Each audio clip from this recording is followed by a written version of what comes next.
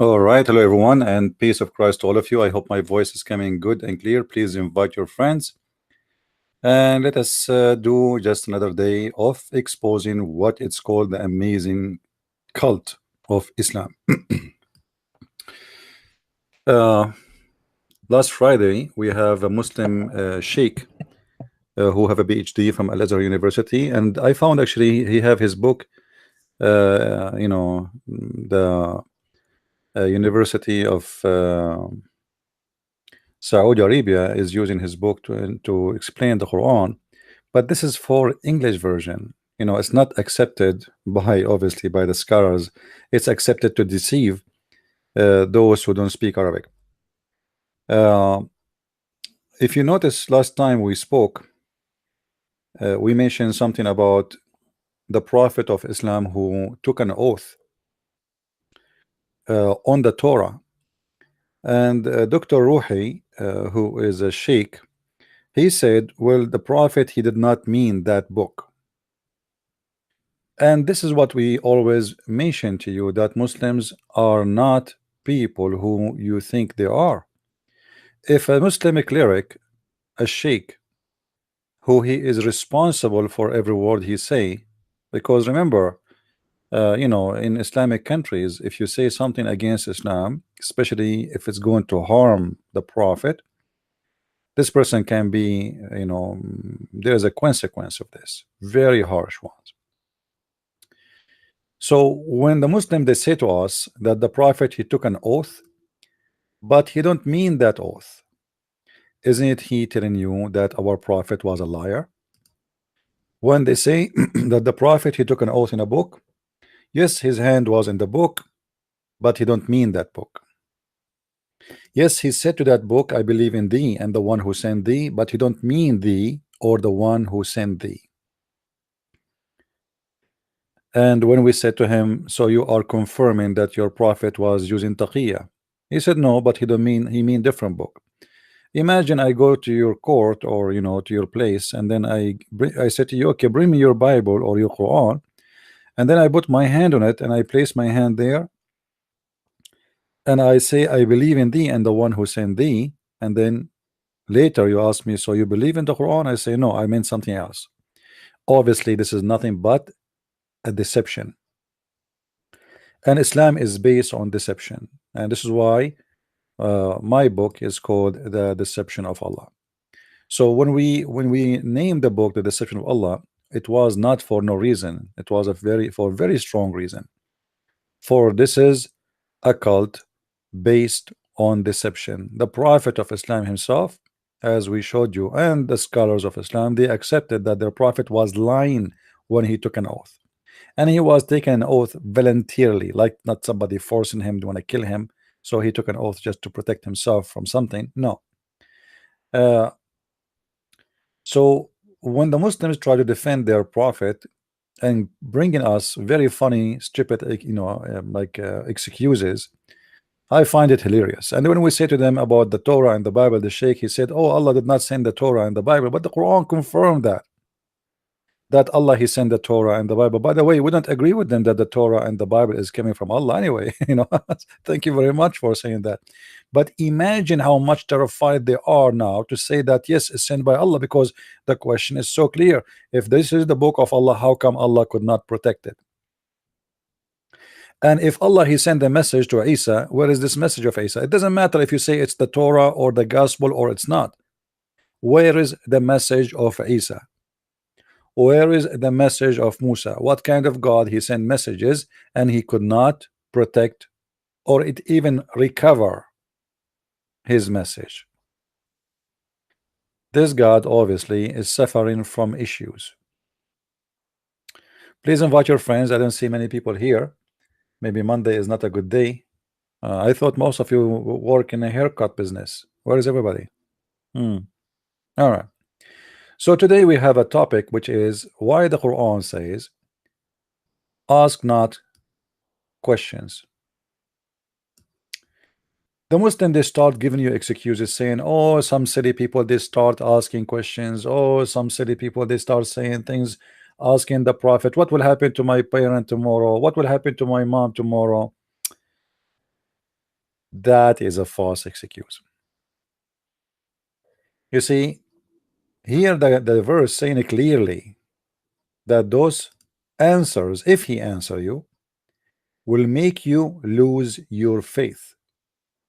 Chapter 5 verse 101, and this is a translation made by the Abdul.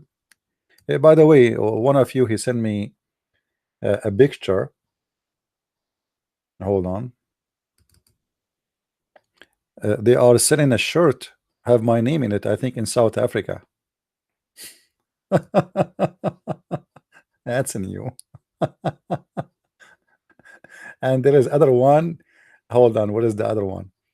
The other one is even more funny. Hold on, where is the other one? Yeah, the other one is hilarious. Okay, this is the other one. I don't know if you can read the text in the shirt or not. Hmm? I have no idea who is the one who did that, but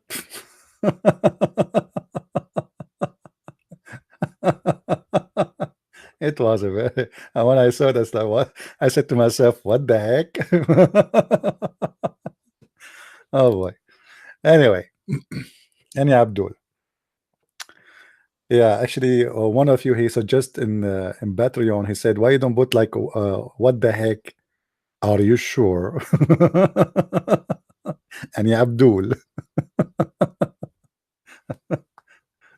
Oh boy. Anyway. Yeah, it was kind of funny, and actually, the one who sent it to me from South Africa, I don't know what, I mean, I don't know what's happening, but uh, good for them, make money. Why not? I don't hate, that people make money. Who care? I mean, nothing wrong. You see, if you buy something and you like it, and you made a decision, right? So let us say this person, he made those shirts. I mean, who was forcing you to buy it? Unless you like it. Okay, so he made you happy, you make him happy, everybody's happy, and we love. Uh, yeah, are you sure? Yeah, but the Muslim, they learned when I say are you sure, it's mean there is something is coming. So like they get more very careful. Are you sure? Uh-oh, he just said that. It's mean there is something. Don't say that. So I should have changed the secret word, like are you sure? But anyway, we cannot replace any Abdul, because we cannot find something to replace that. I mean, who is any Abdul? I mean, how you can forget about the Abdul? And the funny, the Muslim, they say to you, I am not Abdul. I mean, what do you mean talking about? All of you, you say that you are the slave of Allah. Actually, and the other day there was a movie, and one of the guys who they are in actors in the movie, his name is Abdul. His official name is Abdul. Let me log in my in Skype. All right. So in case any Abdul would like to call, in case.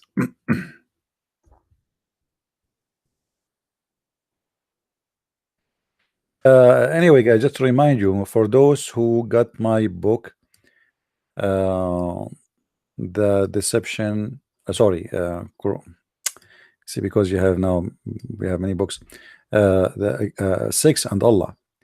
If you did read the book, not only have it, don't forget please to make a review of the book, of volume number 1 and volume number 2, if you finish both, or if you finish one, do whatever you finished. The review is very important, and be sure to have an honest review. We don't do what the Muslims do. Say what you like, say what you don't like. Same for those who have my other books, and you did not make a review. Please, will not take you too long to make a review in Amazon. Doesn't matter what language you have my book in, if you have it in French or in German or etc. And you know, actually, I appreciate it if you guys, those who speak French and those who speak German and those who speak Dutch and speak Swedish, if you can tell your friends about my books in those languages, because as you know, all the people who come here, they are people who speak English, but for sure between you, some people who speak other languages, and they can help us to tell people about our books, and we appreciate that. Now we go back to our topic. Any Abdul, if we go to the Quran and we read together the following verse: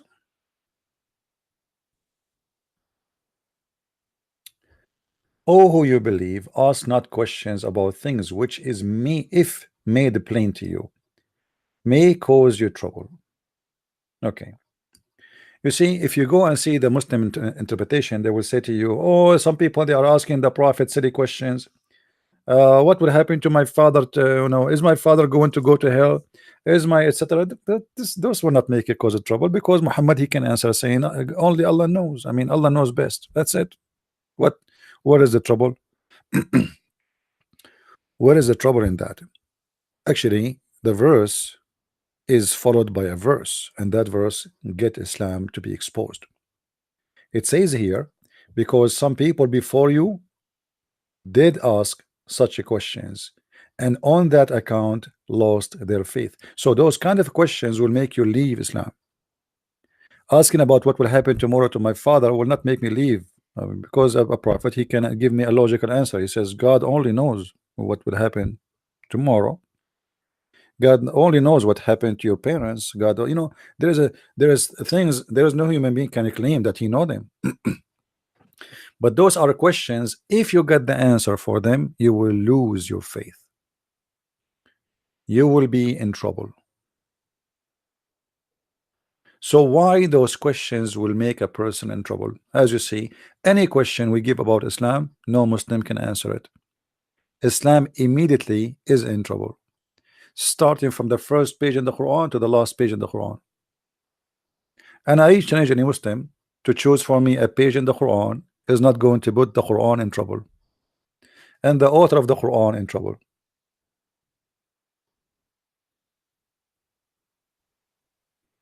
Why is that? What is the problem? Why this prophet, he is giving a verse from his God saying shut them up, don't let them ask questions. You see, in different verse in the Quran, Muhammad, when people they start asking him questions, questioning him, he considered them silly people. In Arabic, he called them as-sufaha. As-sufaha is somebody is stupid, silly, okay.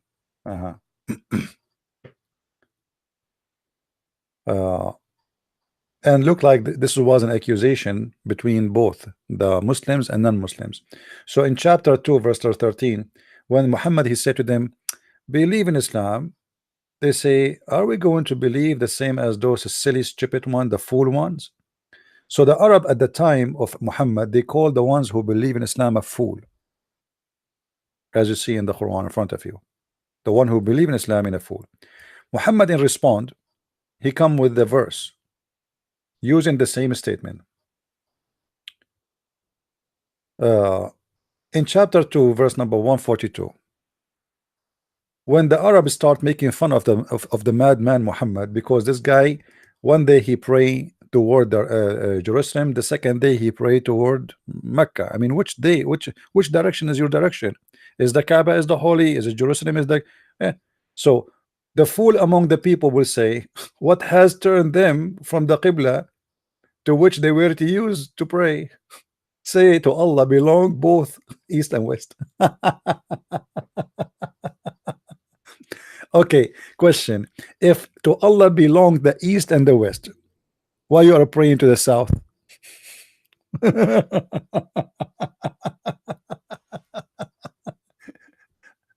Because Jerusalem is not in the west, you idiot, and Mecca is not in the east, you idiot. Do you see how stupid this book is? Do you see how stupid this book is? And if it doesn't matter what direction he prayed to, so why he changed it? I mean, keep it there. Actually, you can search, by the way.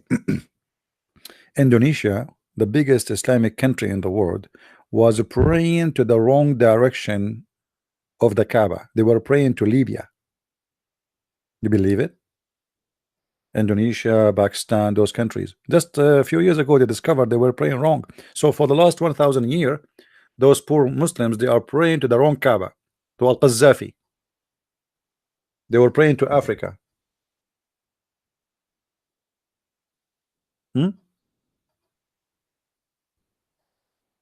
The Christians play part of forming Islam. Everybody there play part. Muhammad is just trying to adjust himself.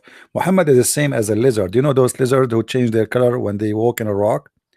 Muhammad is this kind. When he's the same as Obama. Obama, between the Jew, he wear the hat of the Jew. He pray in the front of the wall of the Jew, in the temple of the Jew. He write a paper for in the temple wall. When he speak to the Christians, he praise the Bible, and when he speak to the atheist, he make fun of the Bible. When he speak to the Muslims, he's a Muslim. Muhammad is exactly Obama. He is a lizard, chameleon, whatever you call it. So this person have no color. He change, he adopt. You remember the story of the satanic verses? The satanic verses, it's what? It's Muhammad was praying between a bunch of Arab who praise the three daughters of Allah. He thought nobody will know what he was doing. So he bowed down to them and he prayed. When he was reciting the chapter of An-Najm, he inserted a sentence saying that the three daughters of Allah, their intercession is a must and we need to pray for them. And then he bowed down, and the infidels, supposedly, they bowed down with him. The news spread, and Muhammad now in trouble because he been exposed. He got busted because people start saying how he was saying yesterday that this should not be happening, and today he is praising them and praying for them. So Muhammad, he claimed that Allah, he will take those verses from his mouth because Shaitan, he put them there. It's not me, Shaitan. No. So here the Arabs start making fun of Muhammad for this guy. He changed his direction. And you know, imagine here, by the way, like west and east, west and east. If we open the map, how in the world Allah he come with this? Let me show you. I don't want to open the map, but you are forcing me, guys. Sorry. I mean, any Abdul.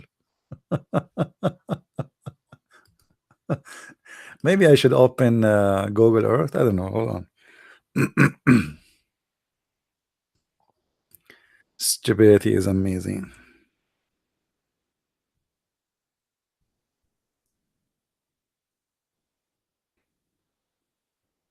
All right.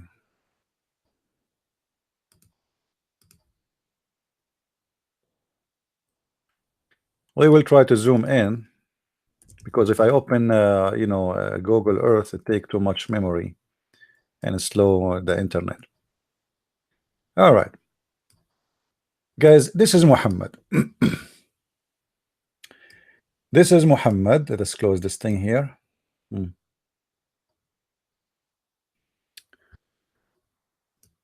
Watch with me and see the stupidity of the author of the Quran. And I'm not insulting when I say the stupidity, it's obvious. What is the direction of the east and what is the direction of the west in this map? Let me see if we can get a compass here. There is a compass. No compass. Where you can activate a compass in this map? No.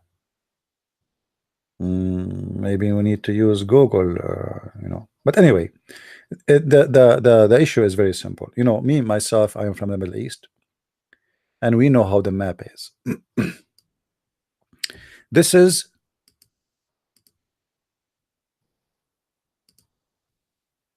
the east. Like you go toward China, etc. This is the east. So let us draw an arrow toward the east. This is the east.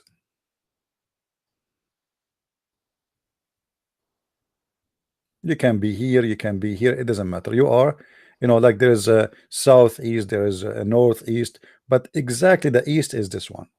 Oh, sorry, this direction. So if you are in this point, and Muhammad here is in the city of Al-Madinah. Let us zoom out of the map a little bit. He is in a city of Al-Madinah.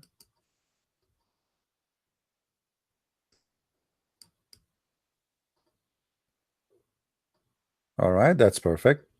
So Muhammad is here in this location. Let us make a circle here. Make it big.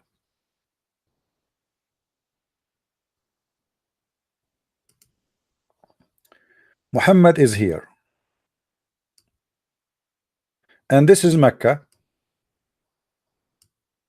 And this is Jerusalem. How this became the east and the west? If there is any Muslim, will tell me?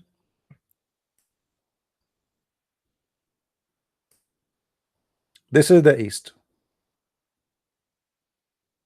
And this is the west. Sorry, we need to make the arrow go there.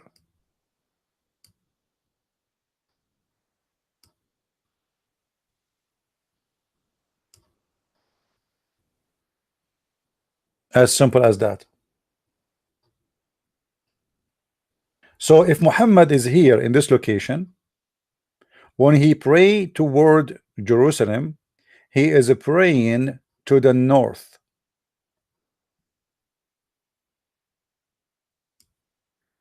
If he is praying toward Mecca, he is praying to, let us say, south, not exactly south, like south, a little bit southwest. How Allah is God, but yet he make a stupid mistake like this? We do not know the direction where Muhammad praying to.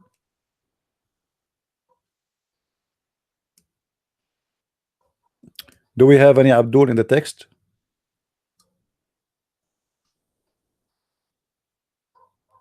You cannot see Mecca. Oh, sorry. Hold on. Let me take this thing off.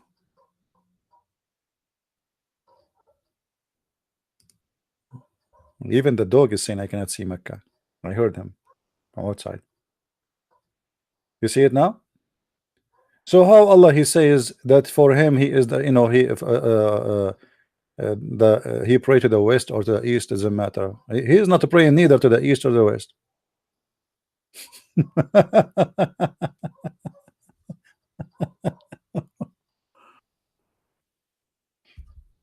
This is why all of them they have the same time.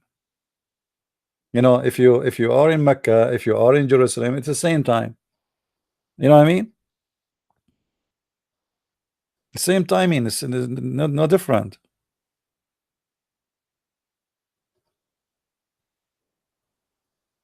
So here you will see a very clear mistake. However, the Arab at the time of Muhammad, they were making fun of him because obviously this guy is very silly and very stupid.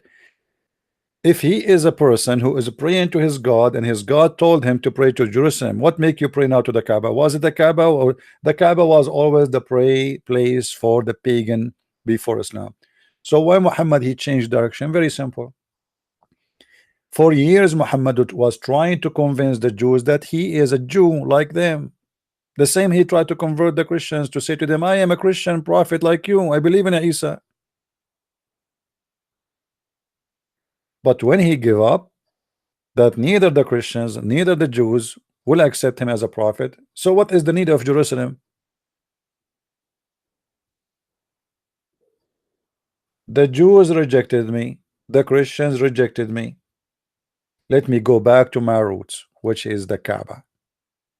And this is what happened here exactly. he changed direction, for he is a false prophet. And if the verse in the Quran is telling the truth, we have a guy, his name Clark. Hey Clark, why you don't call me my friend? He's a Muslim and he's getting excited. Call me, tell me what is the story. Actually, the one who changed the direction of the Kaaba is not even Allah, is not even Muhammad. Who remember? Anyone remember? Who is the one, the real one, who was behind the change of the Kaaba direction? Who remember? Anyone? The one who remember who? I'm going to give you a one-way ticket to Afghanistan, and you will stay in 5 stars hotels of Taliban. Omar, thank you, Travis. Travis Brad, he is the one who get the answer. It was Umar al-Khattab. Umar al-Khattab is the one who said, وافقني ربي في 3. My God, he agreed with me in 3. One of them is the direction of the prayer.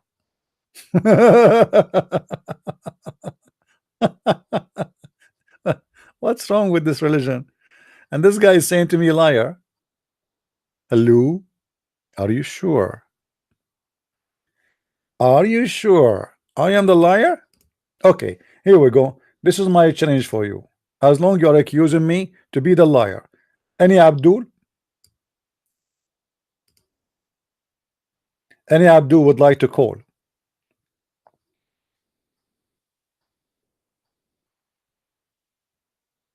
Any Abdul would like to call, huh?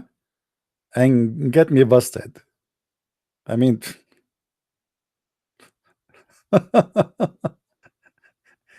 yeah, this is a shirt. I think it's sold in South Africa. Somebody sent me the pictures. They are selling shirts. It says any Abdul. You believe it? But I thought I have a copyright over this. I mean, even this is not fair. They are using my brand.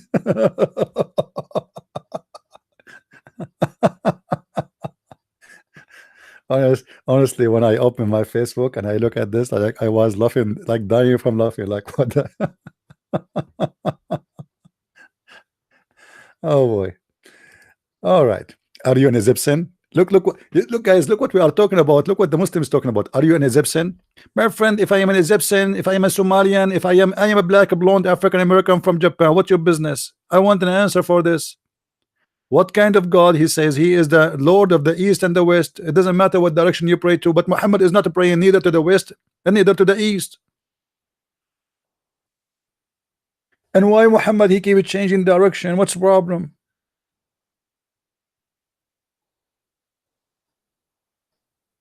I'm not the one that's saying those shirts, guys. I just somebody sent me those pictures. I don't know who are they. I have no idea what they are sold, and I don't care. I lie? Why I lie? Guys, I lie. What is the lie I just said?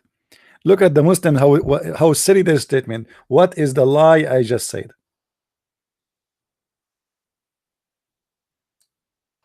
Hmm? Tell me. Why you don't call me right now and get me busted with the lie? What do you say? Are you willing to call me? Hmm? Okay, potato. We continue. Then we go. The Arab making fun of Muhammad and his religion. It's not what the Muslim they say to us. Do you remember the Muslim they say to you that the Arab they were amazed of Muhammad Quran, amazed of the Prophet? They are calling him silly and fool, the one who believe in Muhammad. Do you see it? And they have reasons. This guy is a madman. He keeps changing direction of the prayer. I challenge the Muslims to tell me why he was praying to Jerusalem. Give me a reason. What is in Jerusalem? His God? What is that?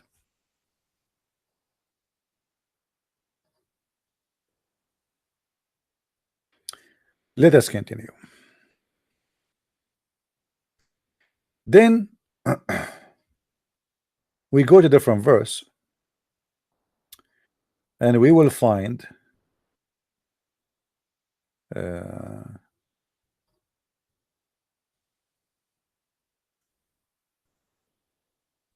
the following. Let us see. Where is it? All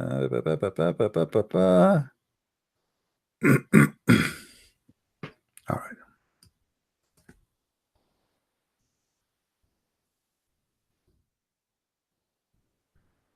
I hate it when you type in Arabic and then you find yourself typing in English.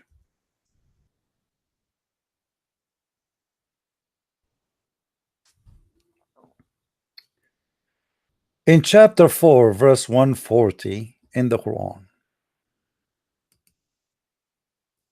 it says that already has he sent you the word in the book. What a book? Muhammad never received a book. Since when? When you hear the signs of Allah held in the defense and ridicule, you are not to sit with them unless they turn to a different topic. So Allah is saying to the Muslims, when somebody like Christian Prince start getting Islam busted, don't sit with them until they change the topic. If they start talking about hummus, falafel, you sit with them. As long they are laughing at the stupidity of your prophet, you don't sit with them. Is that true? Is that true, Muslims? They excuse you, or they are making fun of your prophet. They are making fun. That's mean they are accusing your prophet. Why you want to run? Answer them. Why you don't answer them? Why you don't answer them? Somebody is saying your prophet is false. Answer him. If somebody said to me your Bible is corrupt, I'm just going to leave. No. Your Jesus killed himself. I'm going to leave. No. Maybe he's mocking. So what? Answer him.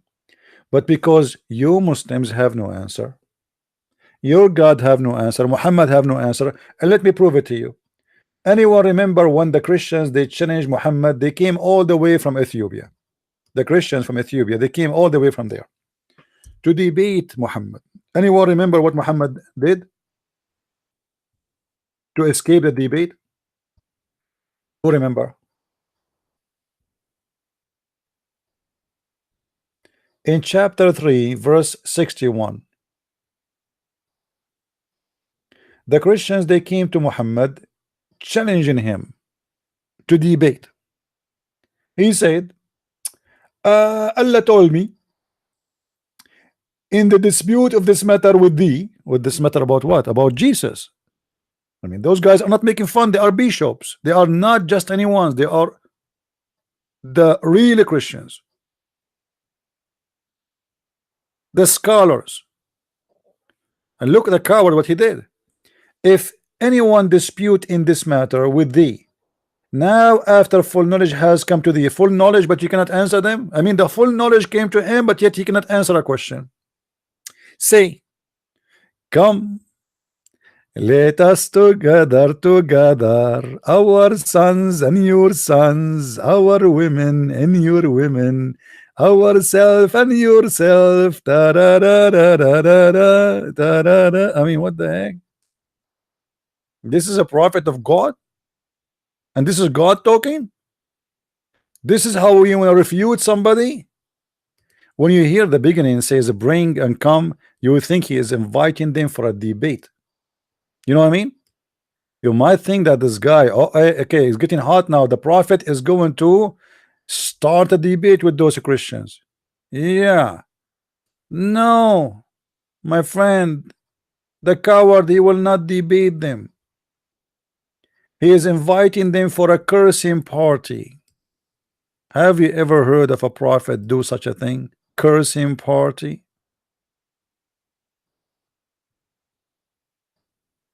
So he said to them, if anyone in dispute, Allah told me, you see, I wish to debate you, but Allah told me this.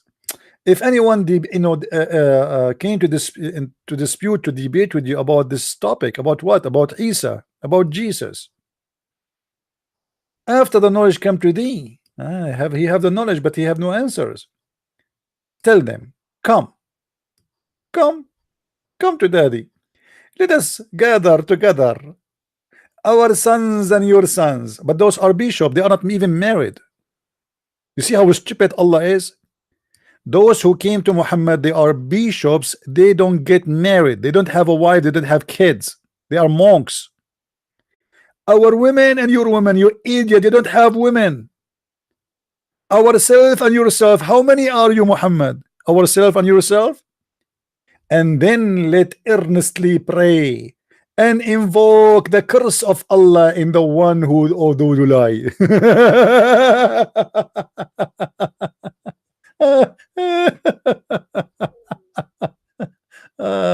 Oh, buddy, unbelievable. That's ridiculous. It's a cursing party. So when you see those Muslims today, they are going on TV and they want to debate the Christians, they are not following Islam. In Islam, you don't do this. If we have Shabir Ali debating, let us say Sham Shamoun, Shabir Ali will take the mic, he will say, may Allah cut my nose and step in my toes if I'm lying. Your turn. And then Sam Shamoun, he told the mic, he say, may Allah make my hair grow like a tree, like a row, if I'm lying. Your turn. Then Shabir Ali, he take the mic, he say, may Allah make me look like Christian Prince right now, if I'm lying. Your turn. Then Sam Shamoun, he take the mic. Okay, may Allah make me suffer from diarrhea if I am lying. Your turn. I mean, what the heck with this party? This is a debate of Allah. This is after Muhammad received the knowledge. We do this. So what the knowledge for?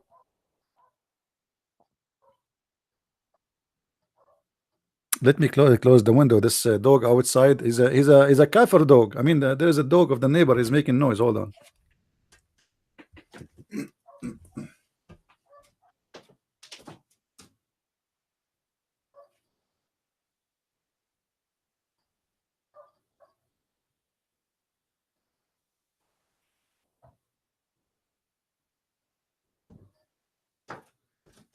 Okay, this is better. This is better. So, any Muslim here want to tell us how smart this debate? I mean, this is fantastic, man. Your God is a genius. This is how we debate. And just to show you how stupid this logic here. Anyone notice here something wrong in this verse? Something very wrong and very stupid. Additional to invite yourself and ourself and your baby and my baby and your wives and my wives. I don't have wives, so what I will do now? I don't have kids, what I would do? Anyone notice something very stupid in this verse? Extremely stupid. Anyone? There is something very stupid in this verse, especially in the last part of it. Anyone notice?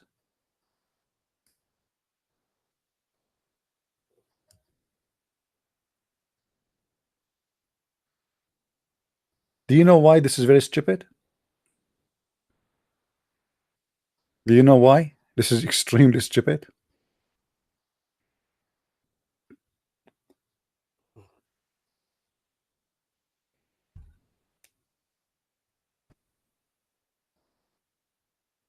First of all, if a Hindu is debating me and he says to me he believes in his God, whatever his God is, he's not lying. Correct? This is his belief. You know what I mean? If a Jewish guy who don't believe in Jesus said Jesus is not God, he is not lying. He is wrong, according to me. If I say to him Jesus is God, I am not lying. I am wrong according to him. So the idea of lying is proving that Muhammad is a scam, for he is a liar. He think everybody else is a liar. He knew exactly what they are coming for to get him busted, that he's a liar. Otherwise, this should not be a debate about who is lying, or let us say cursing party, because simply those people who believe in what they believe, they are monks. They are not people in the street, a bunch of kids. Those are decent people. They reserve their life to God. So what lying is about here? But because Islam teach every person to be a liar, as we have the Sheikh yesterday, Saturday, remember? He have no problem to lie. He was lying left and right, all the way. I show him the hadith, he says something else. I show him the tafsir, he don't accept the tafsir. I show him the scholar, he said on the scholars they are wrong. You know that we have a new tafsir for the Quran now. So they have no shame to lie. And because Muhammad is a liar, he was speaking about lying. Same time, what kind of God? This God, he will curse the liar only if he invoke him.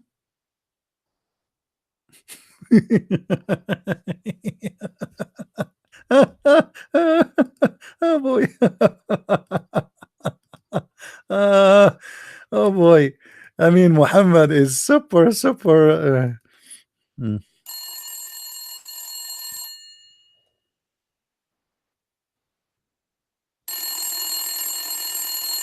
Hello. Assalamu alaikum Allah. Wa alaikum assalam. My name is a Christian Prince. I would like to invoke on you. If I am lying, to curse me, please. Sure, sure. What's your name and where you live? And give me your number. Okay, Allah. Let me give you my number. My real name is Shabir Ali. I live in Canada. And I am 57 years old. I have a long beard. It's white. I will send you my picture, by the way. So if I am lying, please curse me. All right, sure, sure. I will curse you. What the heck? Sure, I will curse you. Do you want me to curse you a lot or little? What kind of God is God? He will not curse you for lying unless you call him and say, invoke, I invoke you. Allah, please, I invoke you. If I'm lying, curse me, please. I mean, what the heck? This is too much hashish. This is too much hashish. This God is the God of the hashish. Imagine I go all the way to Bangladesh to debate Zakir Naik. And Zakir Naik now in the stage, he's going to debate a Christian Prince. And then he says, Brother Titter, today we are going to do invoke Allah. And the one is lying, Allah is going to curse him. And you know what? I invoke Allah to make a Christian Prince look like me if he's cursing, if he's lying. And in the morning, Christian Prince, he wake up, he find himself look like Zakir Naik. And I'm talking about his beard. I love his beard. I mean, this guy, he put all kind of fertilizer to grow it. Is not a growing, because he's trying to look like a sheikh. I should give him some of my beard, man. I'm sick of it. I shave it I shave it before I sleep. I wake up in the morning, I find it 1 meter long. What kind of religion this religion is? This is from God? This is from God? What kind of God this God is? So ask no questions. So what we can do? Let us invoke God to curse the one is lying.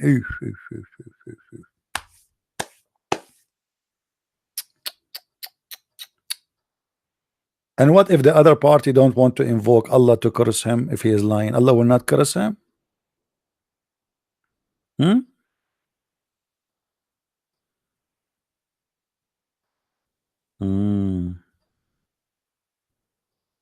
Do we have any Muslim would like to call me so we can do cursing party? Anyone? By the way, we can take anyone, any two. I hope I'm not like saying something wrong by saying any Muslim. If you want me to say any Abdul, no problem. Here we go. We have it printed. We have shirts. It's called any Abdul.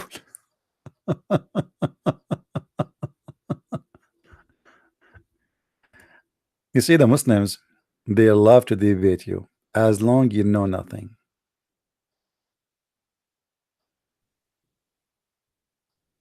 The second they notice that you know, either they say it's not important, or they say it doesn't matter, or they say anything, but they will never answer.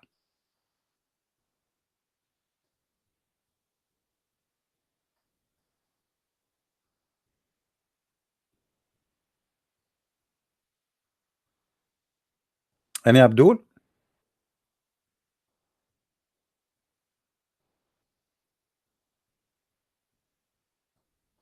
Who is Abdul?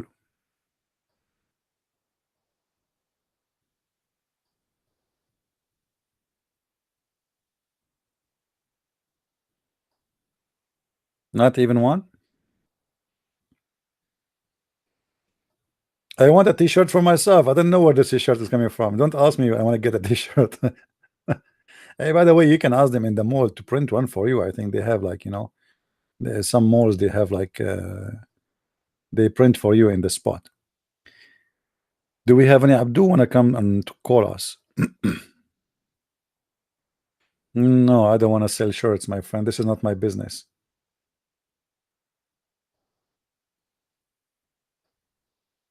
Anyone? Well, this is God debating, cursing.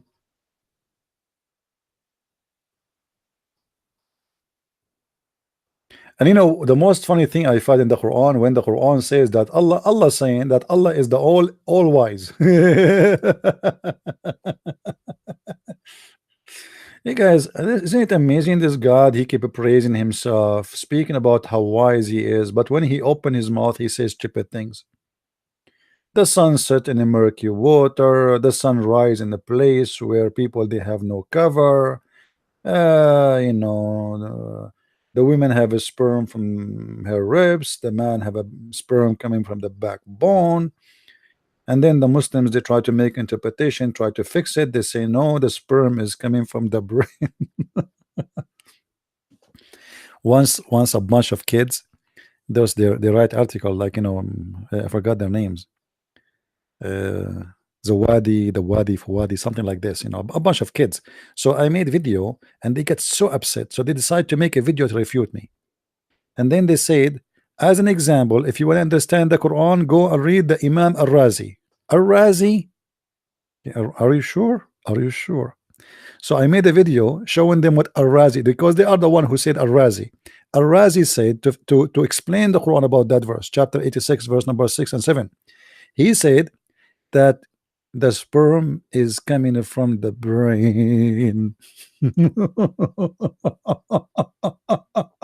Supposedly now he fixed it. Oh boy. Islam is pure science. Islam is a pure science. I mean, it doesn't matter where you go. It comes from the brain.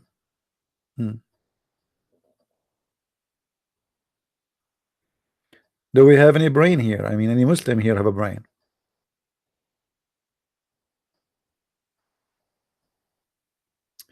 What is your thought about Sheikh Rohi? I made a video for him to debate me. Coward, he will never answer. This guy is a kid. He's a kid. And the Shia, they don't get angry from him, by the way, because they knew he was practicing taqiyya. This guy, he graduated from the school of Qum. Qum is the center of terrorism. All Hezbollah, all the mullahs of Iran, they want to destroy Israel, they want to kill the Jews, they want to kill the Christians. Yeah, yet he says, those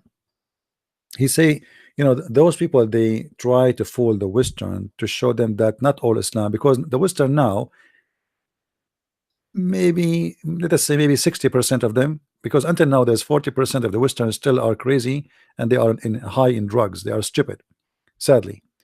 So they want to show them that they want to confuse you, like there is too many kind of Islam. There's Islam is a peaceful one, and there's Islam is a violent one. We believe the Islam, the peaceful one, is the right one, and this is Tawhidi. But the Tawhidi, he will not dare to say that the mullahs of Iran and the mullahs of Qom, they are terrorists too, because this is what they teach, exactly what the Sunni teach. And he will not debate me for a very simple reason, because if he debate me, I'm going to force him to say all the names written about the Shia to be terrorist, is starting from Ali. Ali himself, he burned people alive. Ali himself, he burned people alive. So when this guy, he speak about ISIS, why you don't speak about Ali, the one you consider him as God? And by the way, those Shia, they believe that Muhammad and his family are not human.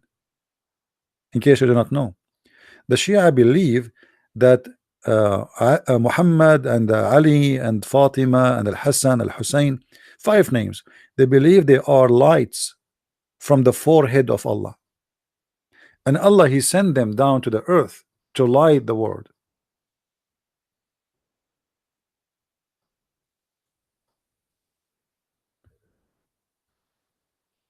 If we go to the hadith,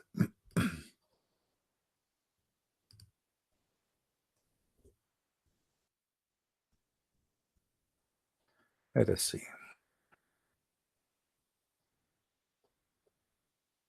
You see, and the funny, the Muslim, they say to you that the Prophet, he ordered not to cut a tree, not to, the Muhammad, he used to burn trees and to kill and etc. Let us see.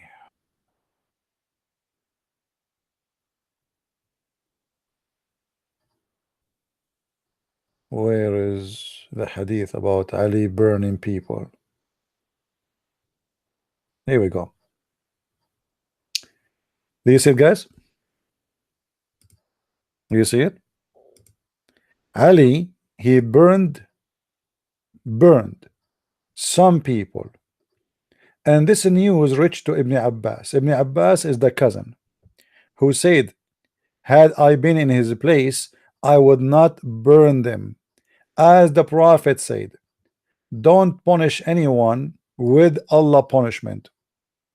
No doubt I would have killed them, for the Prophet said, if somebody, a Muslim, disgrade his religion, kill him. So he burned them for what reason? Do you understand what is the reason they are killed for? They are burned for they left Islam. So now supposedly Ibn Abbas is nicer. I don't agree with him about burning them. Let us kill them only.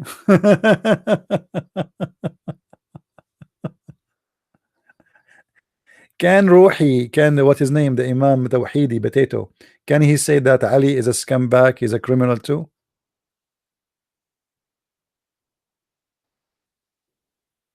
Muhammad himself, he said that a group of Muslims are not coming to pray in the mosque. He said, I was almost going to order my army, my men, to bring wood and throw it at the houses of those people who they are not coming to pray and burn them inside their houses. You believe it? Muhammad is the one who started this idea.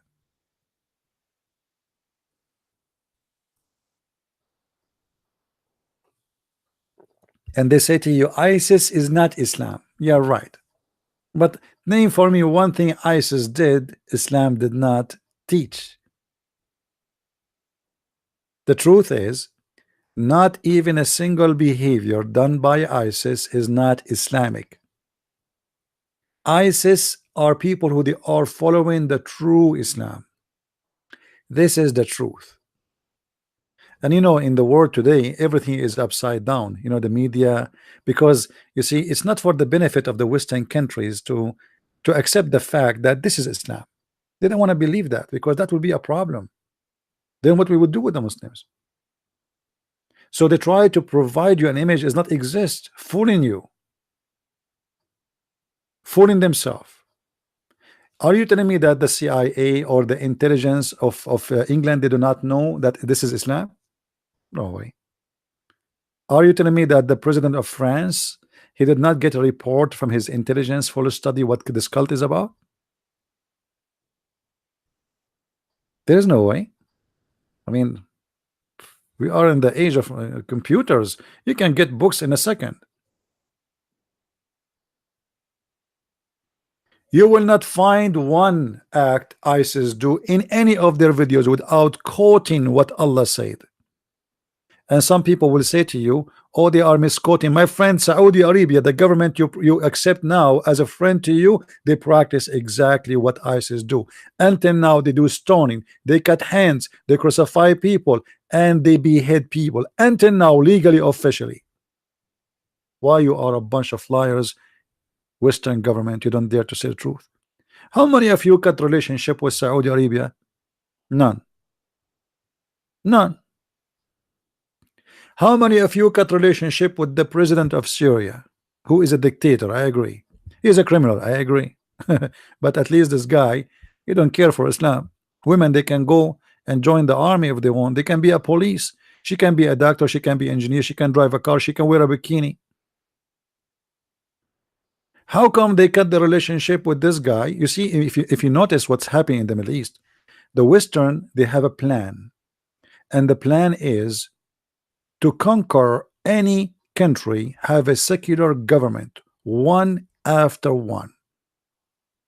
They get rid of Saddam Hussein. Saddam Hussein was a secular. No, when Saddam Hussein there, who dare to say I am ISIS or Muslim Brotherhood? Nobody there. Al-Qaddafi is a saying. Al-Qaddafi, he don't want the Quran. He have his green book. He have his own Quran.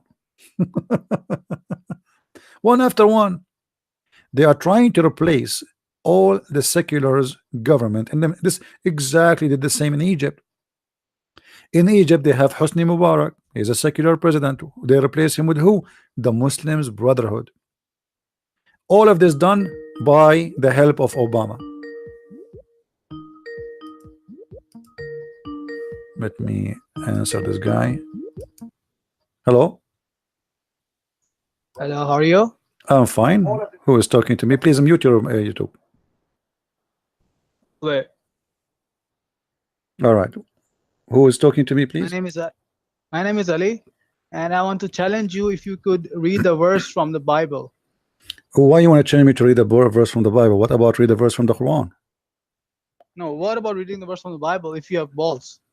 What if I don't have balls? That will make a difference for you?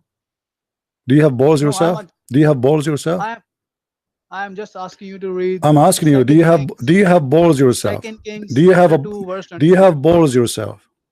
Second Kings. Do you have chapter balls 2, verse yourself? 36. Do you have a balls yourself? We are talking. We will read wherever you want. I'm asking you, do you have balls No. yourself? I am asking you to. I am asking you. read. You asked me a question. I answered you. I want an answer. Do you have balls yourself? Okay, I don't have. Why you don't have? What happened? Are you the same as your prophet? Okay, as long you don't have, that's mean you are the same as the prophet, because there is a chapter in the Quran. It's called the chapter of the Kawthar. Your prophet was accused that he don't have balls and he don't have a penis. Do you agree with that? Can you please read Second Kings? You can read for me, no problem. But you need to answer me. Is No, it please, true that the Quran first read, says I will that the answer you. prophet I will have no answer you. balls? Is it true? I will answer you. Is it true that your prophet was accused that he have no balls? Yes or no? I will answer your question. Well, First here we read go. You Second are the Kings one who chapter- mentioned balls. Obviously, you are trying to change the topic. I first asked about Second Kings. But are you can, changing the topic. okay, read for me You Second are King. Oh, go ahead, but you need to answer me. contradicting. Go ahead. What Second King says? Second Kings chapter 2, verse 23. So read it for us. If you have the correct, yeah. Read it for us. Open in front of the screen. Well, first, yeah, Abdul, when I say to somebody, listen, Abdul, when I change a Muslim, I read for you what I am saying. Read it for us, Ayatoslav. No, open on the screen. We will open in the stream. Second King, what? Second Kings chapter 2, verse 23. Open it. Okay. Why are you afraid? All right. And you will read it for us?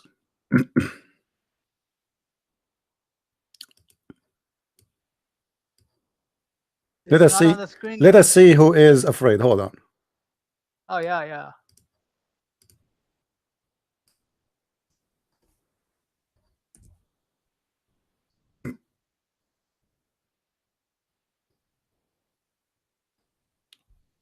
All right, read. Open Second Kings 2.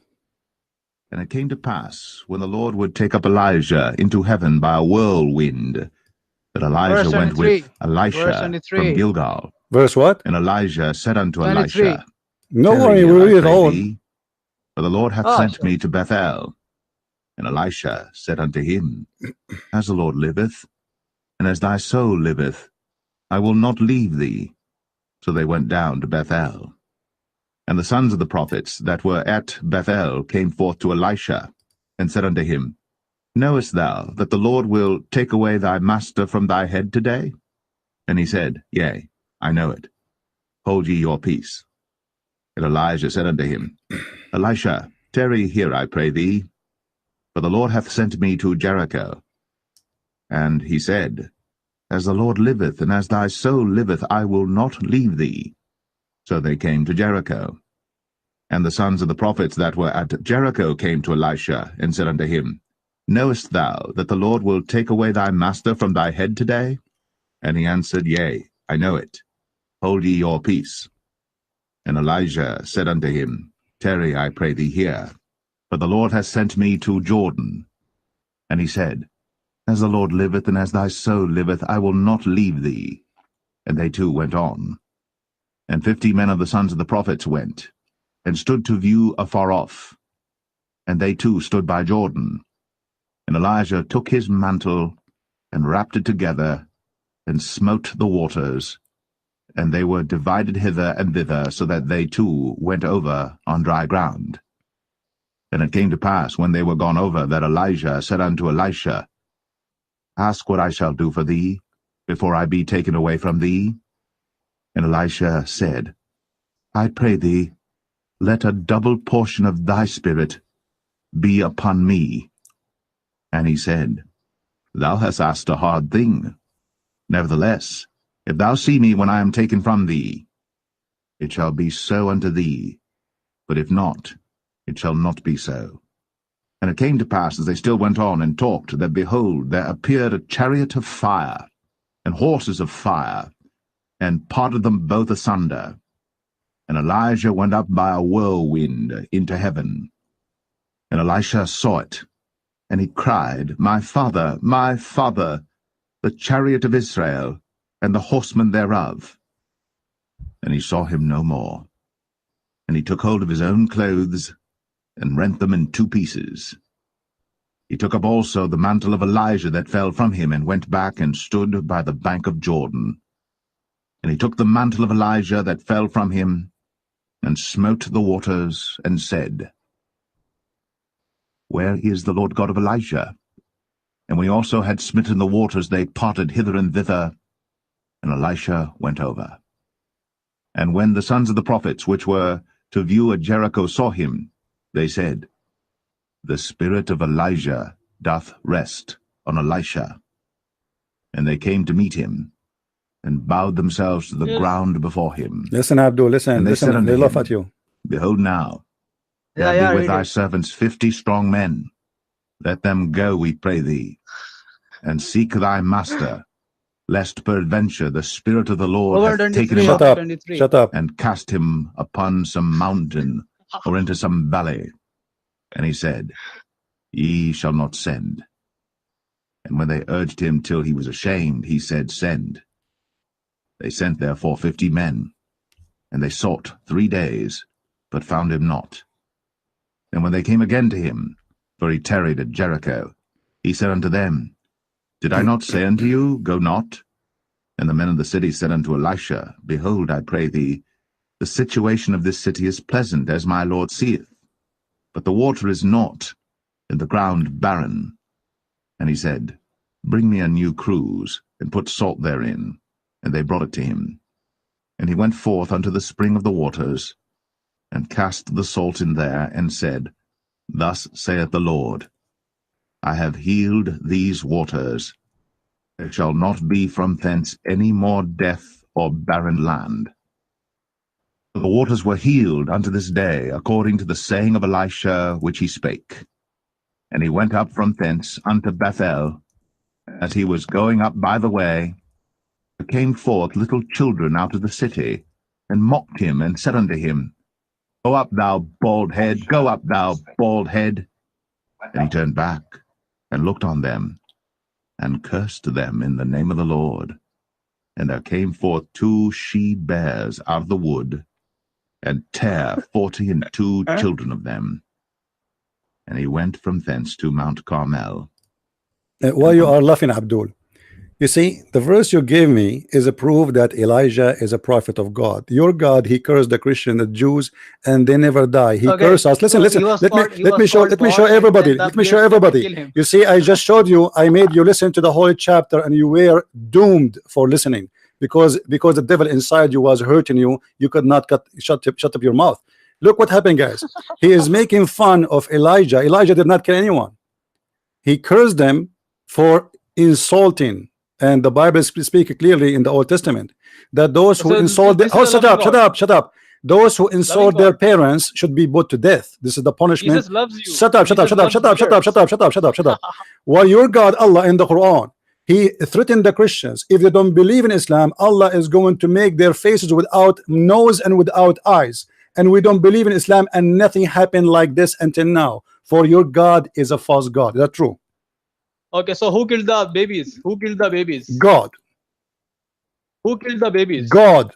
In Bible. In God. Bible. God. And God killed the baby in your Quran too. Isn't it he who killed in the time of Noah, you idiot?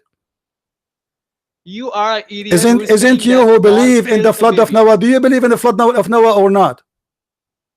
You believe. Do you believe in the flood of Noah or not? Yes or no? Yes or no? Guys, look with me. This guy, let us talk about the curse. This is a prophet of God. He cursed, and what happened? That his curse always been answered by God.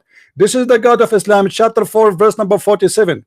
The stupid God of Islam is cursing the Christians, saying, if you don't believe in me, I will make your faces without noses, without mouth, without eyes. And we never saw any Christians that happened to him. So what kind of God? Your God is the one who cursed the Christians. It will happen. It will happen. No, it's not going to happen. He said now you have to believe now. Read it, Abdul. Read it, Abdul. It says now. If you don't believe now. Do you see it? Now you have to believe. Otherwise, aren't you aware that if you don't believe now, we are going to make your faces without a mouth? What is in the bracket is not in the Quran. Listen, answer. And let me ask you a question. Abdul, let me get you busted. What about we read the interpretation for the verse? What is in the bracket? Do you like? In the Quran. Do you like to answer? Do you like to read the interpretation for the verse? Interpretation is a human interpretation. Okay. So your prophet is not a human. He is God. So what do you mean it's a human? Aren't you a human too? Yeah, I'm a human. So how you explain the Quran? If a human are not allowed to explain the Quran, hold on, guys. Did you hear this? Did you hear this idiot? Did you hear this idiot? A Muslim, if he is a human, is not allowed to give interpretation for the Quran. So what is the interpretation is made for? If only the one who is not a human can give interpretation. So what do you mean it's a human interpretation? Those are your Abdul, listen, what opinion? Give me your opinion. Based on interpretation is opinion. Give me an opinion is it trustworthy, not an opinion of a kid from Pakistan who do not know how to read Arabic. Do you know Arabic? No, I don't know. So then how you know that this is wrong? Do you know that how you know that the opinion of the scholars are wrong? Right away, you're a scholar, your majesty, right away you decide that this is wrong. They are fallible. They all could be wrong. Okay, then give me one you trust him. Give me one you trust. Give me a scholar you trust. Which one you want? Jalalain, Al-Qurtubi, At-Tabari. All of them, they are a scumbag like you. Yeah, shut up, get lost. This is how we get you busted Muslims. The curse of Elijah happened immediately. The curse of Allah never happened, for he is a liar. When your God, he threatened the Christians if they don't believe in Muhammad. In his time, not later. He's speaking to the Christian at that time. What, he will make their faces after they die? He called to make fun of a curse. You make fun of your parents in the Old Testament, your punishment is death. And this is a prophet for those people. So they will be put by the law to death. He did not kill them. He did not touch any of them. While you Muslims burning people alive. God he sent, God he take. The flood of Noah is in the Quran. Did Allah kill all the babies at that time? Yes. So why the Muslim don't complain? Your God, who is the one who killed the babies? Stupid idiot. Don't you Muslims believe that 2 cities in Lut, in the story of Lut and his wife, they are burned? Did Allah burn them all? Yes. You know, stupid. They don't even know what is in their books. But here actually very clear example. As long the Muslim believe that this is what happened in that verse, that the curse happened and those children they've been killed. Here we go in the front of you. And about killing children, if we go in the Quran, we will find the very verse in the Quran speaking about the prophet. His name is Al-Khidr. In the story of Al-Khidr, he was walking with Moses, and they saw a child. Chapter 18, you can read it from verse number 76 to verse number 80. Let us go and see the interpretation. He is calling me to speak about killing children. This is the point, right? Let me show you how stupid those Muslims who have no idea what is in their Quran. I never saw what any Muslim he knows what is in the Quran. And then he will say to me, this is an opinion of a scholar. Opinion of a scholar. So who will take your opinion, you idiot? For sure, we will take the scholars, not you. So if we go in the Quran, we will find this. In chapter 18, verse number 76, we go 76 and 80.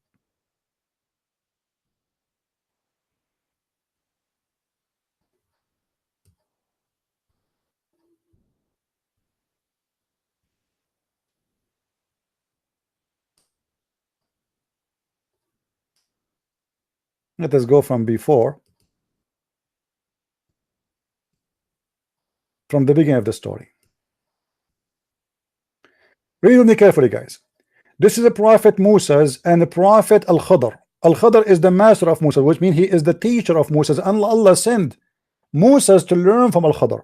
Al-Khidr is a person who was called Al-Khidr because he drank from the fountain of youth, which means because of that he never died.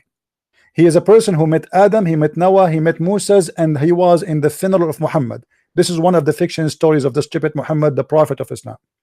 Here, when Al-Khidr with Moses were walking. Hey Ali, how are you? Hello? Hello. Can you read with me, please, Ali? What? Can you read with me what is in the screen? Do you know that in your Bible? Can you read with me in the screen or not? Can you read with me what is in the screen? Yes or no? Wait.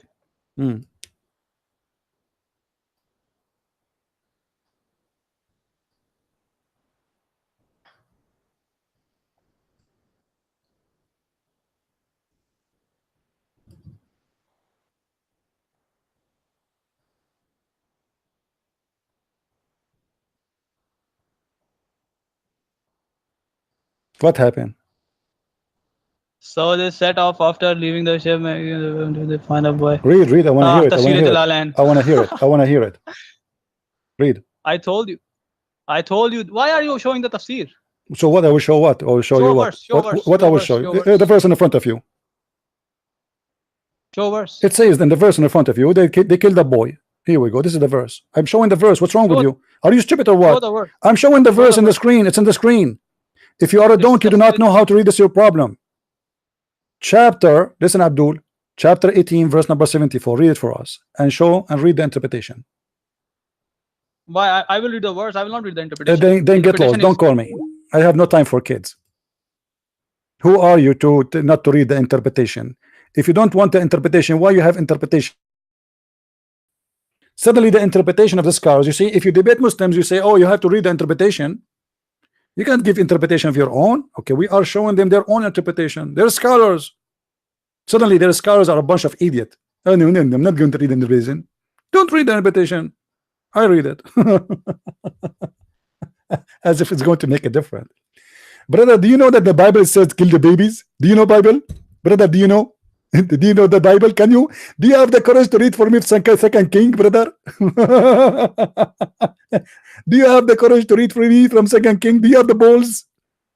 Brother Theta, if you are the Christian to read it from Second King, as an example, in Second King, it said kill the babies. Prophet Elijah, he killed the babies and the other killed them. What a bunch of idiots. Elijah did not kill anyone. Look at this. Look at this. Read carefully. So they set after leaving the ship, making their way on foot until they met a boy who had not yet reached the property, playing with other boys, among whom his face was fairest. Yeah, so fairest. And he, Al-Khadr, slew him by splitting his throat with a knife while he lay down, or by tearing his head off with his hand, or by smashing his head against the wall, all which are different opinion. You see, the Muslims, they are different opinion about how he killed them. Some scholars, they say no, by a knife. Some they say no, he smashed his head. Some they say he was playing belly ball with it. And according to etc., he slew him. He used here because it indicate that his slaying took place after encounter. The response of Idha is slaughtering him like a sheep. Adha is a slaughter for sacrificing. All right. And then, you know, he continues saying, he said to him, have you slain an innocent soul? So Musa said to Al-Khadr, what's wrong with you? This boy, he did nothing. Why you slow him? So look what happened here. Al-Khadr, he said to him, I told you, you have no patience. You don't have patience. You cannot stay with me. And remember, Musa was sent to Al-Khadr so he will learn from him. And Al-Khadr is a man who was given all the knowledge and the wisdom by Allah. If we go to verse number 80, we will find the following. Now he is telling us why he slew the boy. Look at this. As for the boy, his parents were believers. They are Muslims. The parents are Muslims. So this is the boy who's a Muslim. And we feared lest he should overwhelm them and with insolence and disbelief, for he is described by the hadith of a Muslim. He was incredibly disposed to disbelieve, and had he lived longer, if this child he lived longer, he will leave Islam, and he will oppress his parents by leaving Islam. So what we do, we kill him. Do you see how sick this stupid religion? What is dangerous about this statement, and this is the Quran, this is not the interpretation. The Quran is saying, وَأَمَّا الْغُلَامُ فَكَانَ أَبَوَاهُ مُؤْمِنِينَ فَخَشَيْنَا أَنْ يُرْهِقُهُمَا طُغْيَانًا وَكُفْرًا. And the boy, his family, they were believers, so we feared that he was going to harass them and cause them trouble. So what we do, we kill them. He did not curse his family, he did not do anything to his parents, yet he's a boy. He fear. He look at his face, he don't like his face. So what we do, we slaughter him. And the one is talking is Allah, and the one is explaining is the scholars. And what is dangerous about this cult, that based on this, that anyone can kill anyone in the street, because he is thinking that maybe when he grow, he is going to be a disbeliever. Which means Al-Khadr, he claimed that Allah told him that this person or this boy is a suspicious to him, so you better kill him. And supposedly Musa's, he was stupid for asking this question, so he was saying to him, I told you you will not bear to be with me. You're being stupid now. At the end, by the way, you will see in the chapter how Al-Khadr kicked Musa out. He failed. Musa could not graduate from the school of Al-Khadr, for he have no patience. So the Muslim Abdul is calling us to make fun of a verse in the Bible, but he is the same as the camel who do not know what he carry in the top of him. Are you guys getting the point? So what we learn from this story, and thank you for mentioning to us 2 King, that the prophet of gods in Judaism and Christianity, if they pray to God, their prayers will be answered. In Islam, your God himself, not the prophet, he said, you Christians, if you don't believe in Muhammad, we are going to make your faces without mouth, without noses. The same as we did to the people of the Sabbath.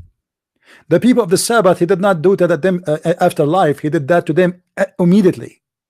So this was a false prophecy, false threat of a false prophet. He threatened the Christians, if you don't believe in me, Allah will make your face have no nose, no face at all, no eyes, no mouth. And we did not see anyone, a Christian, not even single one, that happened to him. And that is the difference between a prophet like Elijah and a false prophet like Muhammad.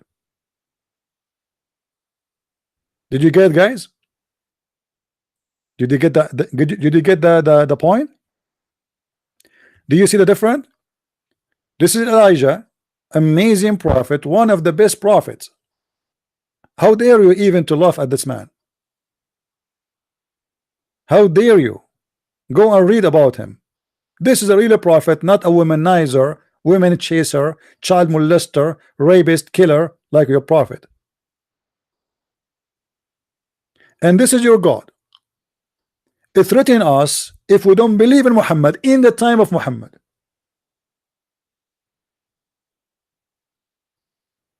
That he will take our face from recognition. We will have no nose, we will have no face.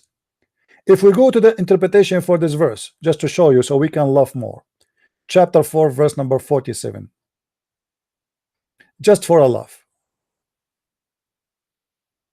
The Muslim, he thought he have something against Christianity. Do you know? Do you have the balls to read? All right. Oh, you who have been given the scripture, believe in what we revealed in the Quran, confirming what is with you. How he is confirming what is with us? I thought what is with us is corrupt. Of the Torah, before we elaborate faces, erasing the eyes and the noses and eyebrows. Like, what kind of curse this curse is? What is that? I mean, what the heck is that? He will make the human being without faces, without eyes, without nose, without mouth? Is that for real? And what is stopping Allah from doing that?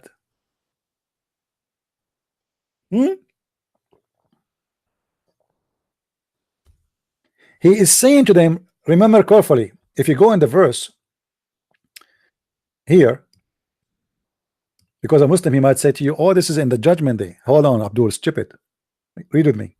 What judgment day? In judgment day, you cannot believe again. That's it. Your prophet, he said, a person, he have a chance till his soul reach his throat, which means after that there's no chance. There's no chance to believe. So here it says, believe in what we sent to you before we change the faces. So when the belief have to happen, before they die. And I can show you what your prophet said. You cannot believe after you die. After you die, that's it. There's no choice. You want to believe, you don't want to believe, that's it. So before we do that, before we change your faces, believe. So the belief have to happen first before they die. Then the threat have to happen before they die too.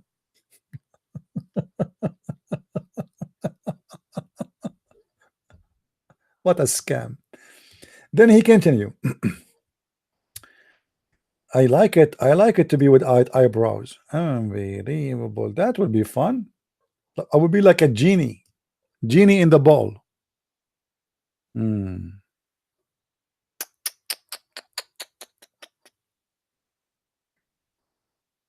them and turn them inside out.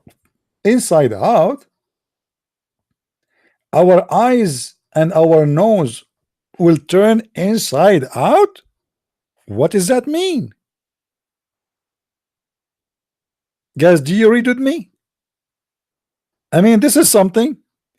Allah will turn our eyes and our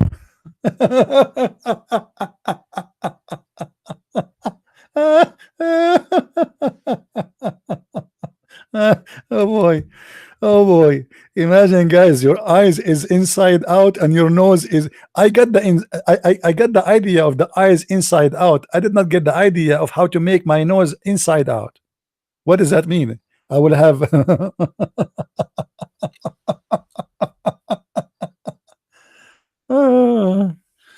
and he was serious. Believe in me now, huh? Believe in me. Otherwise, Allah is going to make your faces like this. Okay, where is Allah and where is the curse? Here we go. This is Elijah. This is Elijah. He just said, he made a prayer to God, and right away what he said come to be true. Those children, they've been punished. This is your God. He made a threat. You better believe. Now, before I take your nose out. So how you explain to me, Abdul, that you're a prophet, God cannot make his curse come true?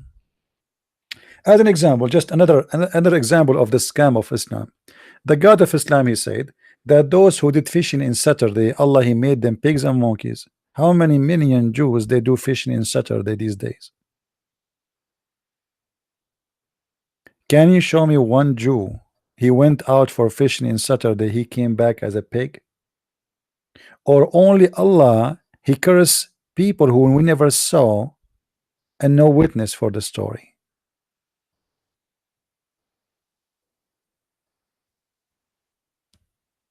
Do you see how stupid the story is? And yet he said to you, do you have balls? Your prophet don't have balls. The Quran says that.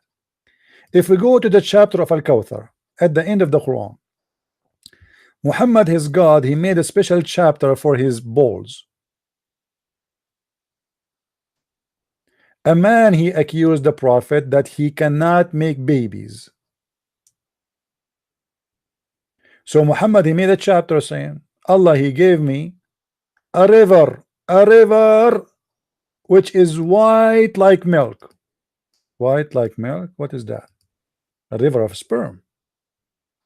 A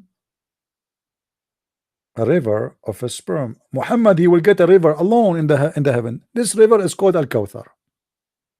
Okay. And what else? Verse number 2. The whole chapter is 3 verses, guys. Imagine God, he sent a fax saying 3 sentences. فَصَلِّ لِرَبَّكَ وَانْحَرْ. So pray to your Lord and slaughter. Sacrifice. Why do you want to sacrifice? I thought Muslims should not sacrifice. Sacrifice to God for what? Huh? For what reason? Hold on. Verse number 3 is going to tell us the reason.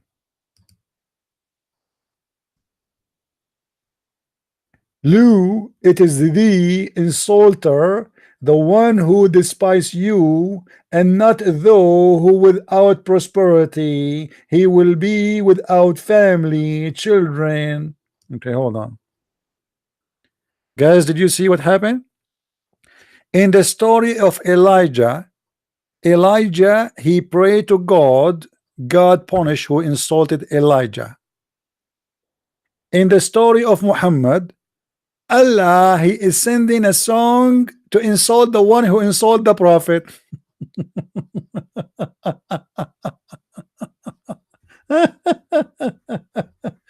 Why Allah did not punish the guy who is saying to the prophet, you cannot have babies because you don't have a penis?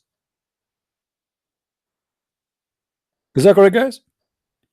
Instead of Allah making this fight, street fight, like, okay, the one who insult you, he is the one who don't have a penis. This is what this verse is about. What do you mean? This guy, he have many kids. The one who made fun of Muhammad, he have a family. It's Muhammad who cannot have kids. So why Allah don't make Muhammad have kid, or at least punish that guy, make him die immediately?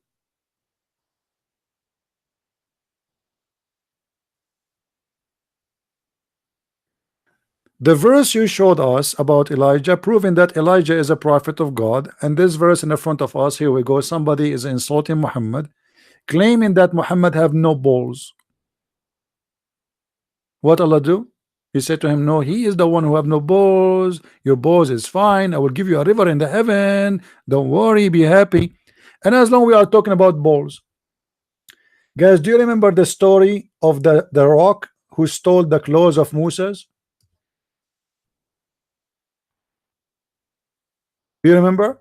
How come anyone insult other prophet in Islam, Allah right away he make a miracle for them, and if somebody insult Muhammad, nothing happened? Read with me. Abu Huraira reported, what reported? Okay, that Allah Messenger, peace upon him, said, what he said. Allah the Prophet said, by Allah, nothing forbid Musa to take bath along with us. The Jews, they said that. He's reporting what the Jews said. But he is suffering from secrotal hernia. Secrotal hernia. He have a problem with his balls. Let us make it simple. He, Moses, once went for a bath and placed his clothes on a stone, and the stone moved on with his clothes. Moses after it ran after it, saying, "Oh stone, oh my clothes, oh stone, oh my clothes, oh stone, oh my clothes." What a cartoon. Question: how come a guy he accused the prophet with his balls and his penis, and Allah did not send a miracle like this to him? I mean, why? What's wrong? Elijah have miracles, Moses have miracles, Jesus have miracles. When it's come to Muhammad, Allah, he said in the verse says, Allah will give you a river in the heaven. And the one who's insulting you, he is going to have no kids, but he have kids. And I find the story, by the way, it's a true story. Me myself, and in the Middle East, those things happen always. I will prove it to you. If you notice here with me in the story, when Moses he chased after the rock stole his clothes, Moses he chased the stone, and you will notice that the Jews, not even one of them he was amused about stone is running. Look. Moses was chasing the stone, screaming, saying, "Oh stone, my clothes, oh stone, my clothes." Banu Israel, which means children of Israel, had the chance to see the private parts of Moses. By the way, how many private parts we are talking about? His anus, his balls, his penis. And this is how Allah defend the prophet. Allah, he defend the prophet by making everybody see me naked in the street. So Allah don't want the Jews to insult Moses by saying he have something in his balls. But isn't it, this is an insult? To make a man run after his clothes in the street, everybody will make fun of him. Remember, this is not in the desert. If Moses was in the desert and there's nobody who care, you are by yourself anyway. This is a story about him running in the middle of all the children of Israel, children, women, boys, girls, old, adult. Everybody was looking at the testicles of Moses and say, "Wow, look at this. Mean. I wish I have like this. I wish. May Allah make my wish come true." But the most funny part of the story, that the Jews, not even one of them was wondering how the stone run. Everybody was looking at the testicles of Moses, and look like the testicles of Moses are more important than the running stone as an incident. Imagine for the first time in your life you see a naked man and a stone is running. Which one is going to be more amazing? The stone. I mean, naked man, we can see a naked man, you can get naked yourself. A stone is running, and not even one of the Jews, he said, how this happened? The only answer for, at that time, stones used to run normally. It was like a normal thing happen every day, to the point nobody noticed the stone is running. Everybody is looking at Moses. Man, look at Moses, brother. Look at his private parts. Where is the private parts start in Islam? How many of them? Did anyone take a selfie? Moses is so lucky at that time nobody have a phone. Otherwise he will be so famous in YouTube. And this is how Allah defend Musa's. Imagine somebody accuse somebody that he have a problem with his balls. Allah will open the camera in your computer and expose your balls to 10 million people from the Jews, so you can prove to them that your balls is fine.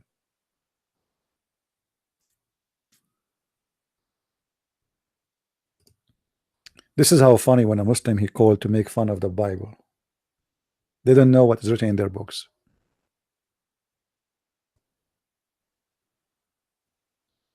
They have no idea. And you know, for me, I'm not going to waste time with somebody says I don't care for the scholars. You don't care for the scholars, I don't care for you. I am here to debate scholars, not kids. The second a Muslim he says to you, I don't care what the scholars they say, there's no need to talk to him. Because if the scholars are not the one to consider in Islam, so who is the one? Because are you? You don't even know how to read 2 words in Arabic.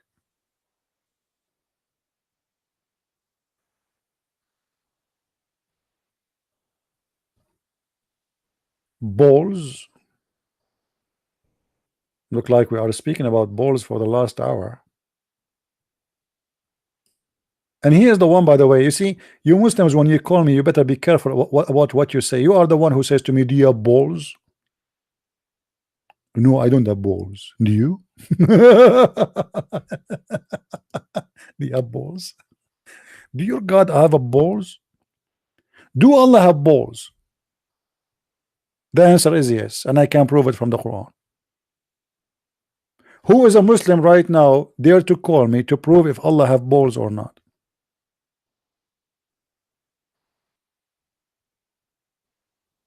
Anyone?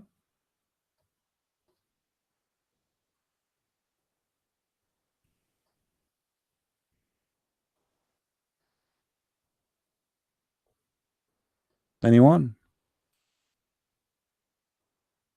Allah in the Quran, not only he says he can have sex, he told us he will have sex with who? He will have sex with the hur. The hur which Zakir Naik said to us, no man or no genie have sex with them. Allah will have sex with the hur. If Allah don't have balls, he will have sex with them using what? His nose? How Allah will have sex with the women? I challenge any Muslim to tell me what is the solution, what he will do. How God, his name is Allah, is saying to us, if I want to have a wife, I will take her from the black-eyed women. You tell me how he would do it. Both of them, they are right, balls. You are right.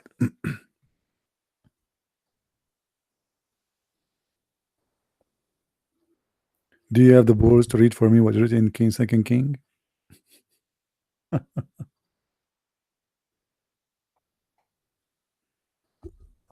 You know, when the Muslims speaking about killing children, they believe in the flood of Noah. They believe in what happened to Lut, that God, he burned cities. It's in the Quran.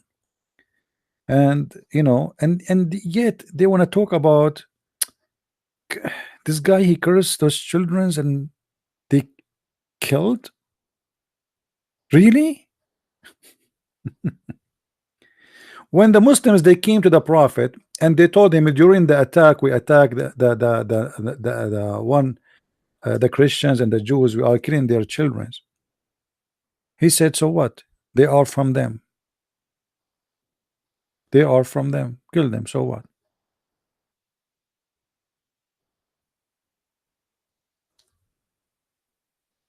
Do we have any Muslim who dare to call me, but not to say I don't care for the scars? If you don't care for the scars, you have to give me something. You have to give me someone who can explain the Quran. Don't tell me I don't care for the scars. Anyone? Guys, don't ask me about Shabir Ali. I don't know. I offer him to debate me. The coward, he will not do it, and he will never do it. What I can do? Those, you know, those people, they are looking for a show. They are not looking for a real debate. 5 minutes for me, 5 minutes for you. You say nothing, I say nothing. Everybody go home. A debate is written already in the computer a month ago. A preset topic. You see, when this guy Rohi he come, I don't prepare for anything. Honest to God, I prepare for nothing. It doesn't matter what he say, we talk about it. I never prepare for anything. Before I start, I think about what we'll talk about today. In a second, okay, this is a topic. If a Muslim call me right now and he decide to change the topic, we will change the topic. Like now, this guy, he just called us and he want to speak about killing the children. Okay, we will go and talk about it. No problem. Let's talk. But the stupidity of the Muslims is amazing. If you believe that this is wrong, that a prophet of God cursing those who they are insulting him is bad, how come your prophet he cursed everybody and nothing happened to them? How come your God threatened the Christians and the Jews that I'm going to take your nose away, I will make it upside out, inside out, I will make your eyes come out, I will make you without faces, and nothing happened? What kind of God this God is? Obviously this God is a false God. A true God is the one who keeps his promises.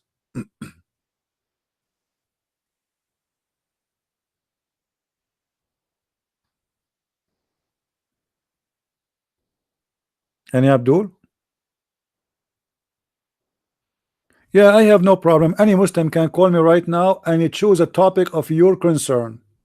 Just be careful. The second you choose a topic, we will not change it until we finish it. Deal? Is that a deal, guys? You choose a topic, you promise you will not change it.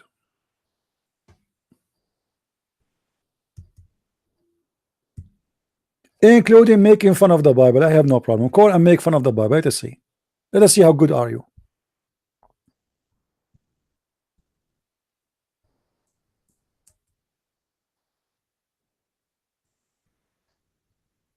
Any Muslim?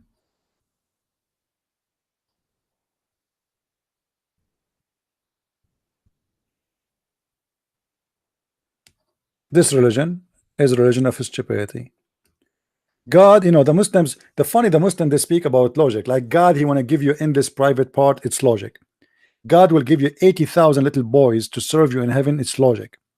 God will give you 80,000 women, their legs is open, it's logic. All of this is logic. All of this is very logical. Women have a sperm coming from their ribs is logic. It's scientific.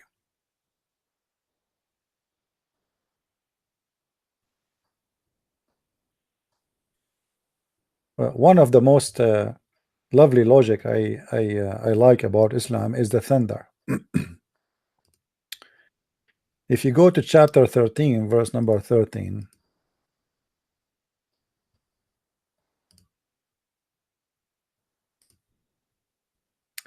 Allah is teaching us about thunder. This is science. The thunder who prays by his command, it is an angel. The thunder is an angel? Are you sure? Abdul, are you sure?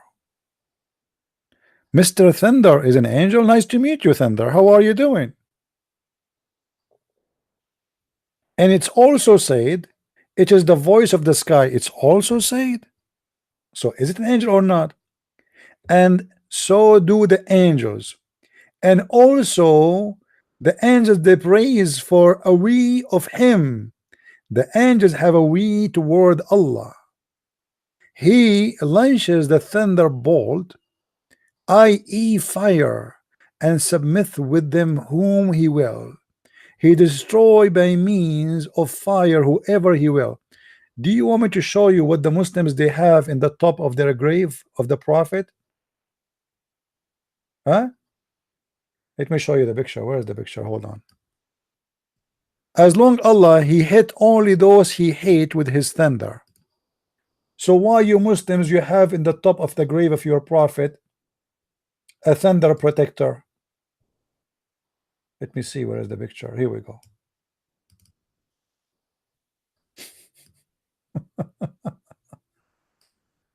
Allah, guys, Allah, he hit those who they are kuffar with the thunder. The bad ones, he punished them with his thunder, whoever he will. Okay, why Allah will and he kept destroying the grave of Muhammad? You see, they have in the top of his grave this building.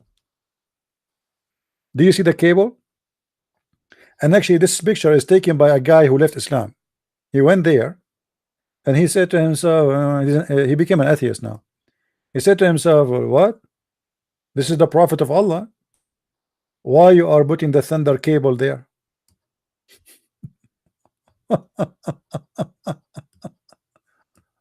Oh, no screen. Sorry. Hold on. Do you see it?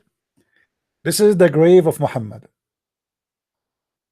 They have this doom in the top of his grave. Do you see the cable?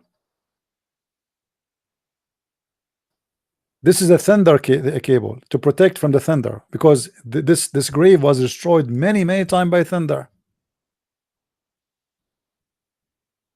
So in order to protect it from the thunder, they put the cable. But the Quran says Allah, he hit with it those who he wish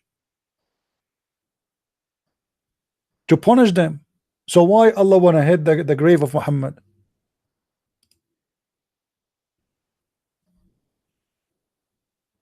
Yeah, and you know the funny, Muhammad, he said, لَعَنَ اللَّهُ الْيَهُودَ وَالنَّصَارَى, may Allah curse the Christian and the Jews, for they are building in the top of the graves of their ancestors like churches or temple.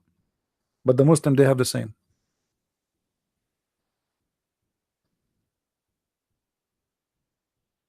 I am thinking that maybe this cable is coming down to the grave of Muhammad so he can charge his phone. There is no way that this cable to protect his grave. No way, no way, no way. It must be for different purpose. Maybe just to charge the battery. Yeah, for, you know, this is gonna be to protect the Prophet grave. No way. No, I don't believe it. Allah will protect him. This is the Prophet. Allah, he have the name of Muhammad over his chair, which means there's no more important person to Allah more than this. Are you kidding me? True story.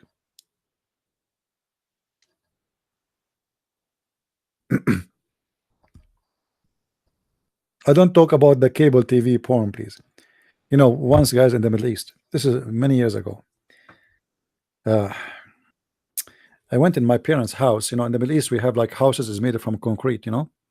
So I went in the top. We have like in the top, like you have a place where you can sit. We have a flowers, roses. So I went to the last roof in the building, and I look around me. Everybody in the roof is changing the direction of the satellite. Everybody. And you can see from far away, we're building high, you know. And I was saying, like, what happened? I went downstairs. I asked them, is the satellite working? They said, yeah, it's working. So I don't know why. I mean, why people, they are working, everybody. And then after that, I went out, you know, I saw a bunch of guys in my age, you know, we were young, like teenage. And they said, do you know what happened today? I said, no, I don't know what happened. They said the porn stations, they changed. They are not in that satellite no more.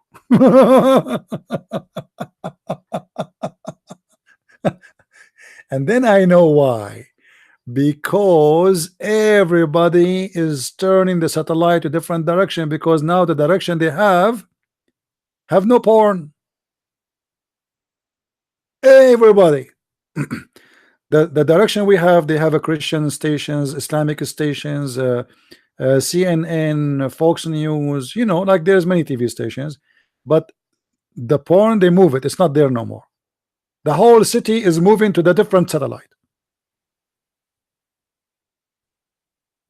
That's it.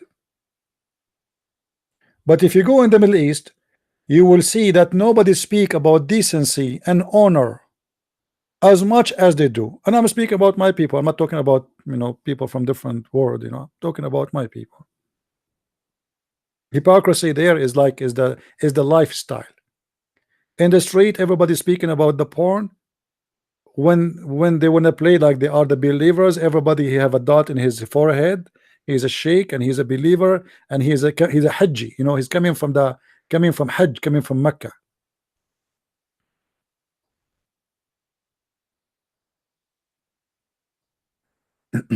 Yeah, this is satellite Qibla. You go to Saudi Arabia, you will find a Bedouin. He have a tent. He don't have anything. A tent. He don't have a refrigerator. He don't have, but he have a satellite. Actually, because of those stations, and this is true, because of the stations, a lot of people there, they are divorcing their wives. What happened? You know, he go and watch those TV, and they see those beautiful girls, etc. And then he go to the bedroom, and his wife, she don't look exactly the same, so get divorced. And they fly right away. They go to Thailand, they go to those countries, you know, the sex tourism, and they try to get what they can get. In Islamic countries right now, especially like Saudi Arabia, Kuwait, Bahrain, Emirat, Qatar, etc., you will see they have a very high percentage of women, they could not find somebody to marry them, because those men now they have money. So what they do? Why he want to marry a woman from Saudi Arabia? He jump to Al-Bosnia, beautiful poor girls. For $20,000 he get brand new beautiful women. It's slavery. It's you know, human trafficking. He get 4 of them, 5, 6, 7. He marry 4, and the rest he bring them as servants for the 4.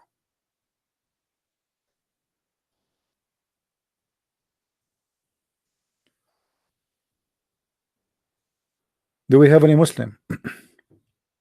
In news, 350,000 people, they prayed in Al-Aqsa yard in the night of Al-Qadr. Anyone remember what is the night of Al-Qadr? But by the way, nobody knows when the night of Al-Qadr is. Those people are guessing.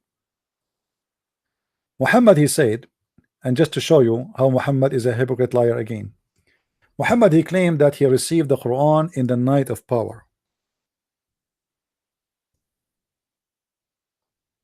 Because Muhammad, he was making a false book, trying to make Arabic music. He said something stupid. Let us show you. He said, we indeed revealed this message in the night of al-power, and what you will explain to thee what the night of power. Yeah, who can explain to me what is the night? Until now nobody knows what is the night of power. Anyone knows? Any Muslim knows? Nobody knows. Stupid Quran. The night of power is better than 1,000 months. Hold on. Muhammad is making a point, or not a point, sorry, like Arabic music. Stupid. In order to run the whole words to come in the same tone. You see in Arabic, if you read with me here carefully, let me show you in Arabic. You notice the last letter here, Al-Qadr, Ra. Qadr, he repeat the same word. Here the word Shahr. So in order to make it come like if you are making Arabic music, you know, you say, today I saw a fat, and I thought I am going to chase a rat, and I was driving a car, it's called a Fiat, but there's no connection between the 3 sentences. This is exactly what happened here. So he said that it's better than 1,000 months. If we get our calculator, get your calculator and calculate what is 1,000 night equal to 1,000, sorry, month. 1,000 month, if we divide it to 12, that is 83 years. So Muhammad saying to the Muslims, if you pray in this night is better than 83 years of a prayer. How in the world that can be true? And what is the logic? First of all, Muhammad, according to Muslim, he did not receive the Quran, all of it in one night. It took him many, many years. So what do you mean we send the Quran in the night of power? Secondly, if you send it in the night of power or in the night when there is no power, how this night will make a difference for God if God have nothing to do with time? And what is fair and what is justice? That if you pray in this night is equal to 83 years of a prayer. So a poor guy, he converted to Islam today, and tonight he decided to pray. So Allah will grant him a reward of 83 years of a prayer. And a guy, he converted to Islam next week, and then he died. Allah will grant him a reward and deeds for 1 week. That's stupid. You know what I mean?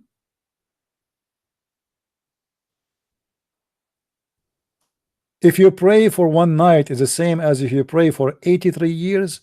Why? And the funny, to make it more funny, Muhammad do not know when the night of Al-Qadr is. There's a hadith of Muhammad. He run away, and he came like a rush. And he arrived between the Muslims. Prophet, what's up? What's up, Prophet?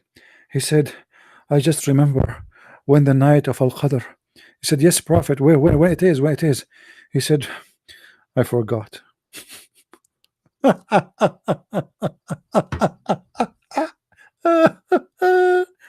Muslims, is that true? Is that true? Is what I said is it true? Or I'm lying? Who wanna call me and say you are a liar?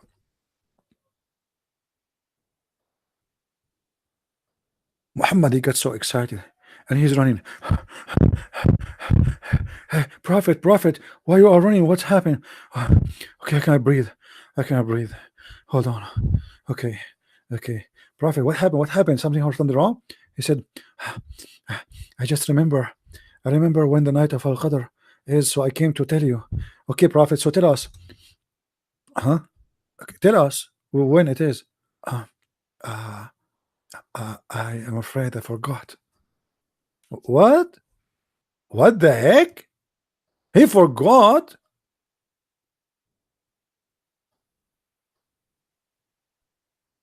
What?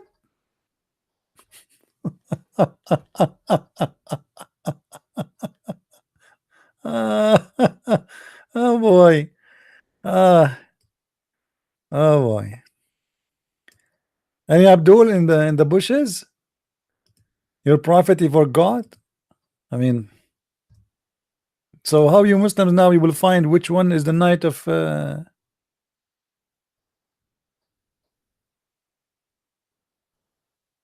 Al-Qadr? Any Abdul?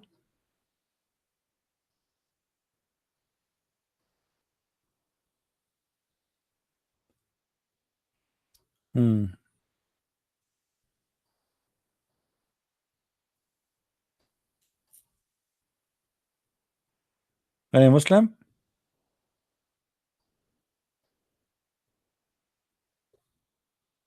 Who was a Muslim when I laugh at Prophet Elijah?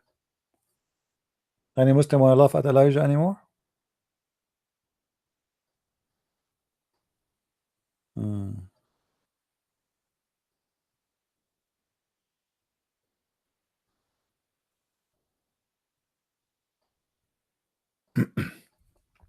And just to show you how stupid the idea of celebrating this month or this night. As you know, the month of Ramadan, it changed. So sometime it is in January, sometime it's February, March, May, April, June, July. It keep moving around the year. All right. As long this is a night, and this night is dated, how you Muslim can celebrate such a night if it is the whole month is shifting? You know what I mean? Guys, you understand what I'm saying?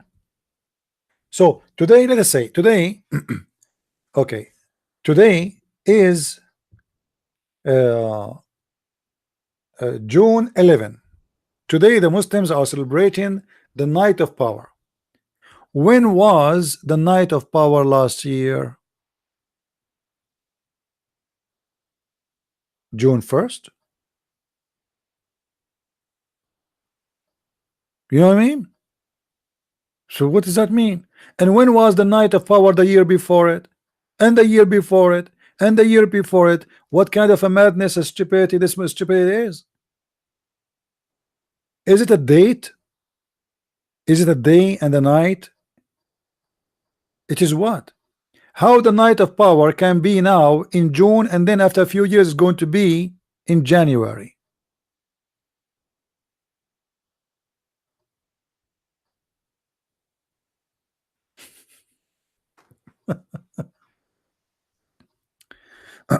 Let me see if I can find a calendar for the night of well, first, what they call it in English, what they call it, the night of power in English, what they call it, Al-Qadr. Let me search, hold on. I will find the night of Al-Qadr calendar. Let us see if we can find something.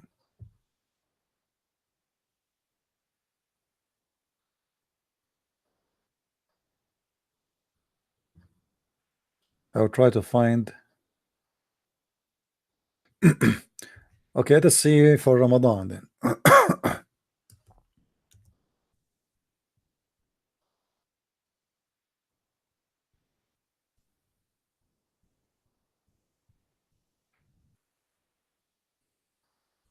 All right.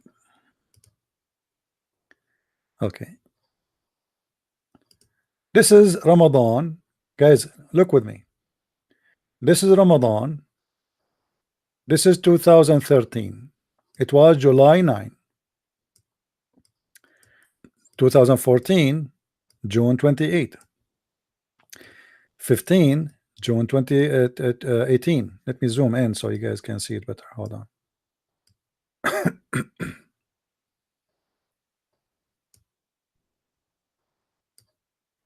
Do you see it? Do you see how it changed?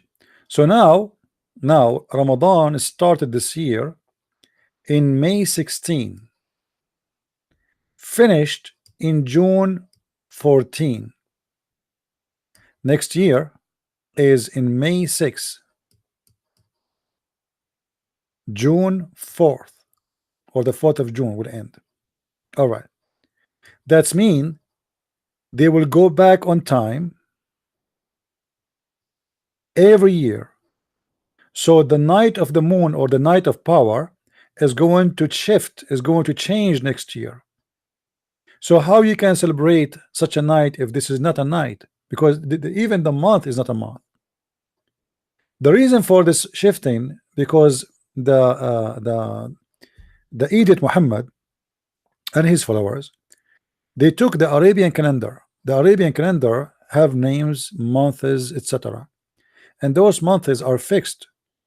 However, they used to do the same as what the Jews do. What the Jews do, because they are using the lunar calendar, every 3-4 years they have to fix it by adding a few days to the year. So let us say at the end of every year you add a half day, or sorry, a few days.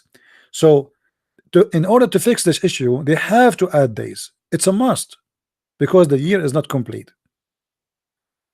When the Muslims took over this calendar, they decide to change the month's location.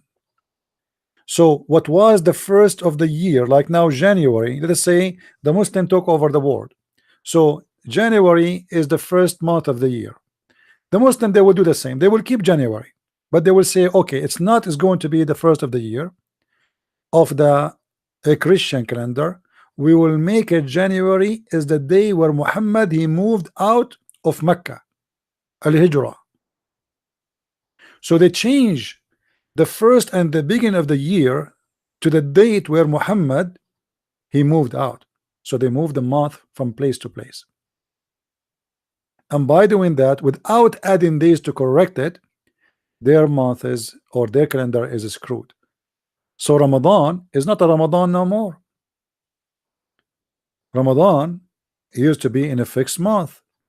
Most of the some Arabic scholars, they say that the month of Ramadan used to be between September and October. Some they say August and September. However, wherever it is not what Ramadan today. As you see, Ramadan now, it can be in February, it can be in July, it can be in March, It can be any month in the year because it keep moving. In the year 2030, Ramadan will be in 24th of January. In the year 2031. In the year 2031 is going to start in December 15, will end in 13th of January. So do you see how it's changing? And what make it more funny, by the way, the Muslim, they say to you, you are celebrating Christmas, but Jesus was not born in that date. The Muslim, they celebrate the birth of Muhammad based on this calendar, which means his birthday sometime is in January, sometime it is in December, sometime it's February, sometime March, sometime June, sometime July. It's depend, because they are celebrating according to this calendar, which is a stupid calendar.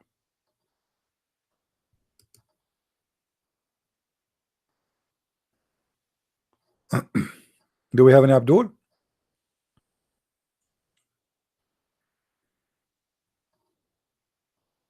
Any Muslim would like to call?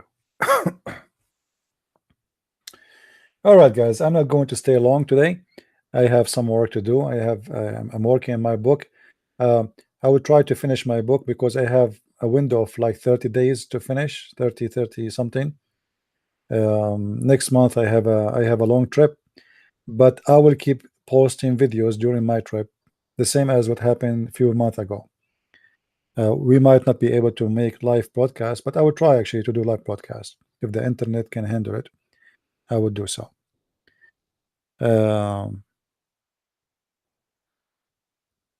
We have a good time together to get Muslims to call and debate. No, I have to. It's okay. It's it's going to be a few weeks anyway. It's not a big deal. I'm not going to stay forever. It's just a trip I have to do from time to time. And any one of you would like to invite me to his church to do seminars, let me know. That's what we do. All right. If any of you is interested, and you can invite me, and I do it for free. I don't charge money. I don't take wages for what I do. And if any would like to support our trips, feel free to make a donation. What is your take on Al-Qaddafi? Al-Qaddafi is a madman, stupid. What you can say. This guy, he became in a position in a country, have a small population, a lot of money. Yeah, mad, the same as many of the Arab. A person who have no education, suddenly he got control of a country very, very, filthy rich, with a small population. Madness. So he start having a girl, like a bodyguard. They are women. Bodyguards. They are women. He replaced the Quran by a book. It's called the Green Book. And then suddenly he became an Islamic preacher. Because he noticed that Muslims these days, they like those who do da'wah. So this guy is just a madman, stupid. But he's funny in the same time. Like I remember once when he said, "Do you know Shakespeare?" He was making a speech in Africa. He said, as an example, there's many famous people. They speak about them that they are Christian, but the fact they are Muslims. As an example, Shakespeare. Shakespeare, the true name of Shakespeare is Sheikh Isber. Sheikh Isber. Nice to meet you, Sheikh Isber. So he was an idiot, he was an idiot, and he was very useful for many. There's many people that get so rich because of him, including in Europe. You see Sarkozy, all those scumbag, they used to suck his blood. This guy, he just tell him you are the hero, and he will pay you right away. He will give you a check. Tell him you are the king. Just praise him. Tell him something right away. The prime minister of Italy, Sarkozy, the president of France, all those, they got a lot of money from Al-Qaddafi. And actually, I believe that Sarkozy, he was insisting to get rid of him, Al-Qaddafi. He wanted him to get killed because he's afraid that one day he will be, exposing him with the donation he was making to him. You know what I mean? Because it was done under the table. It's a bribe, actually. So he wanted to get rid of him so nobody will know about it. He used to invite all the kings of Africa, and he said to them, you know, he made them, all of them, vote that he is the king of Africa, the king of the kings of Africa. Money. And for every reader of those kings and leaders in Africa, he give them like $4 or $5 million check. Just say, I am the king of kings of Africa. But you know, like in the Middle East, is the like this is the case for everybody. I mean, Saddam Hussein was the same. The Assad is the same. If you go to those countries, you will see every family there from those family who control the countries. They control everything: the phone companies, the oil industry, the trade, the ports, the import, the export, the airport, the customs, everything in their pocket. Everything. All of them are the same. But there is degrees. Degrees in what? In stupidity. Some of them, they are smart. They don't do what Al-Qaddafi do. Al-Qaddafi was naive, uneducated. So he was kind of a joke for everybody. The others are smarter, but all of them are the same. Go and see the royal kings of, you know, the royal families of Saudi Arabia, Emirat, Bahrain. The same scam. All of them the same.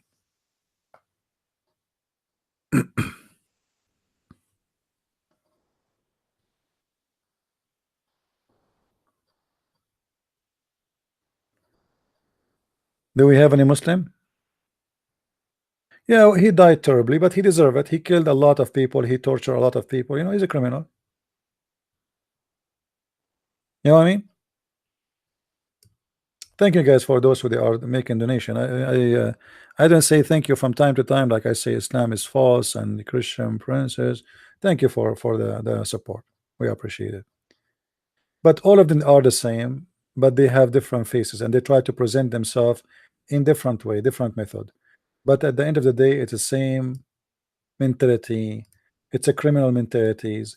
They will not hesitate to make you disappear, you and your family, if you don't agree with them, even if you are from their family. Even if you are from their family, it doesn't matter who you are. Those people, for the sake of power and money, they are willing to do anything.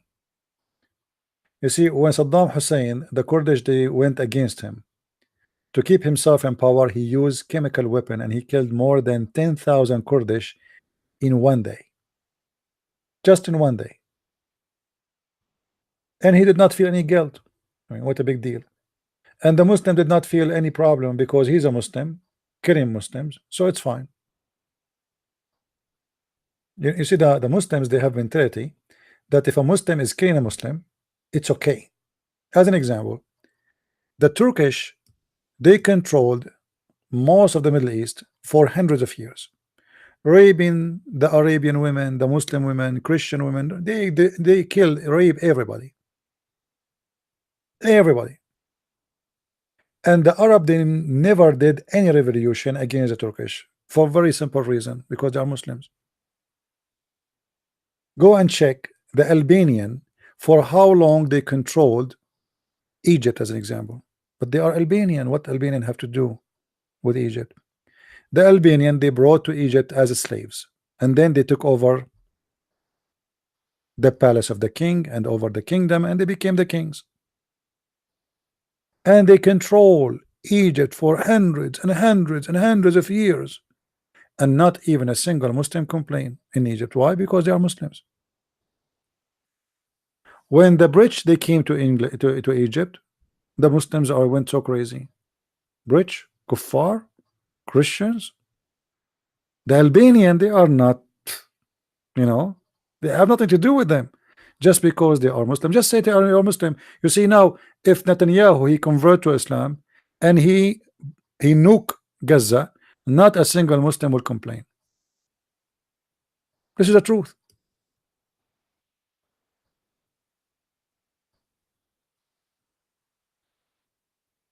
You see, the war between what they call it Palestinian and Israel, this is not about land. That's false. It is about religion. Everything you see around you in the Middle East is about religion. Have nothing to do with the land. The Turkish now, they occupy Afrin. Do you see any Muslim going in the street striking in England? Do you see tens of thousands of Muslims they want to go and support the Kurdish in Afrin? No. Why? Because those Turkish are Muslims. It's okay. No problem. Muslims killing Muslims. It's all right. How many tens of thousands of Muslims went in the street against ISIS? None. Zero. Muslims, because they are Muslims. Actually, they support them. They say we are against them, but the fact they support them.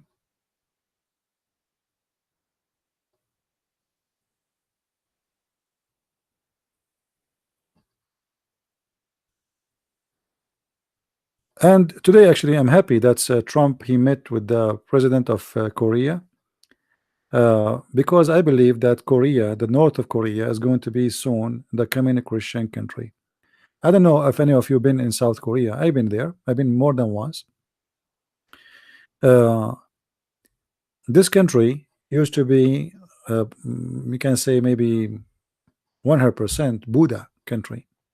And actually, I went there to a Buddha temple.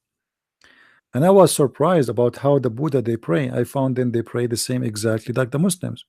And for sure, it's not the Buddha copying from the Muslims. It's very high possibility that the Muslims copying from the Buddha. However, in South Korea, which is a country used to be almost zero Christians, the Christians today is almost 90%. And soon is going to be 100%. So I hope Trump and the North Korean president, they will reach into agreement, and that agreement will guarantee freedom of religion. I will not be happy if they make an agreement just about nuke. It's going to be very, very good news if they make a freedom of religion. And if they do that, I will make a trip to Korea, specifically North Korea, and we will see if we can do some seminars there. The problem there, not many people they speak good English, but we can do the same as we do like what they do in South Korea. You bring a translator.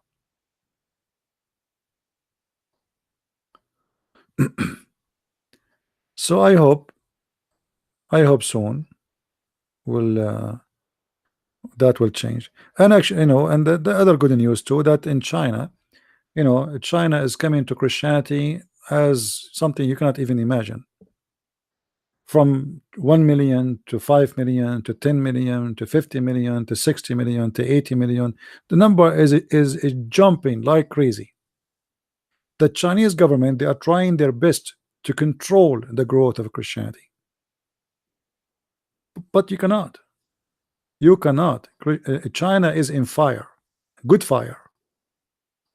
China is going to be the coming giant Christian country, the biggest Christian country in the world. People like it, don't like it, it's happening. It's not going to happen, it's happening.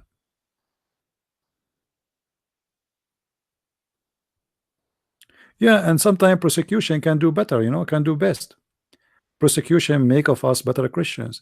You see, when you are a Christian, the church door is open for you anytime. You don't go to pray because, okay, I have it, you know, for granted. But those who they are under persecution, they live different kind of life. They are better Christians than us.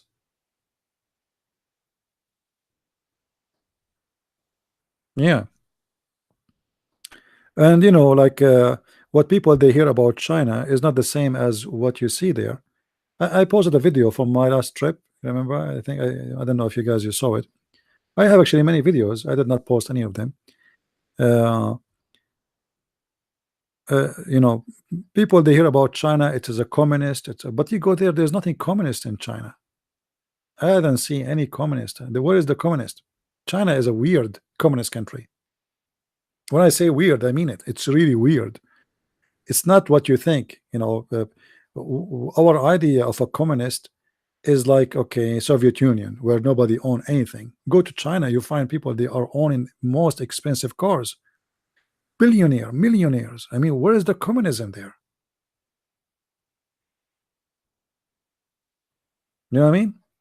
So it's different kind of like even a government office run by like when they have a government office, the employee of this government office, they can make money legally from it. You know, it's like a company. So it's not the communist people they think about it. However, there's no freedom. They harass the Christians. The day I arrived this year actually, to China, I think it was which day? Let me remember. Anyway, the same day I arrived, you can check it on the internet.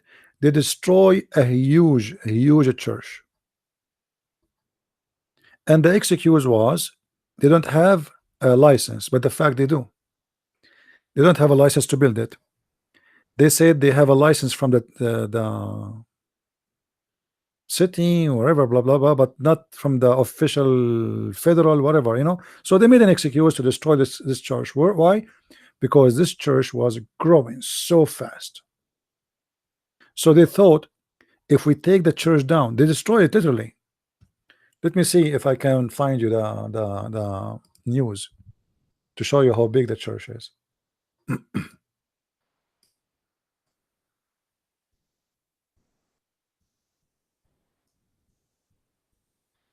And actually, always they destroy churches. Like this is not the only one you will see. Here we go. January 12 in but I think it was January 11 maybe. Yeah. Or January 10 I arrive, I think. Do you see it?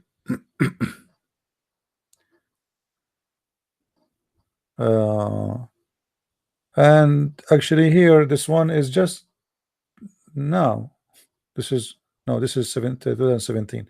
So look like here June 10 2017. This one June 14 2018, etc. You know, it was a huge church, very big, not like something small. But that will not help them. They can destroy it, no problem. But you know, it's still Christianity is growing. You know, if you go right now and search in churches there, you will not believe it. You will not believe it how big, how huge the church is in China. Still, you in your head you think that this is a communist country. You know what I mean? And not to forget like Taiwan, Hong Kong. I mean, you name it. You name it.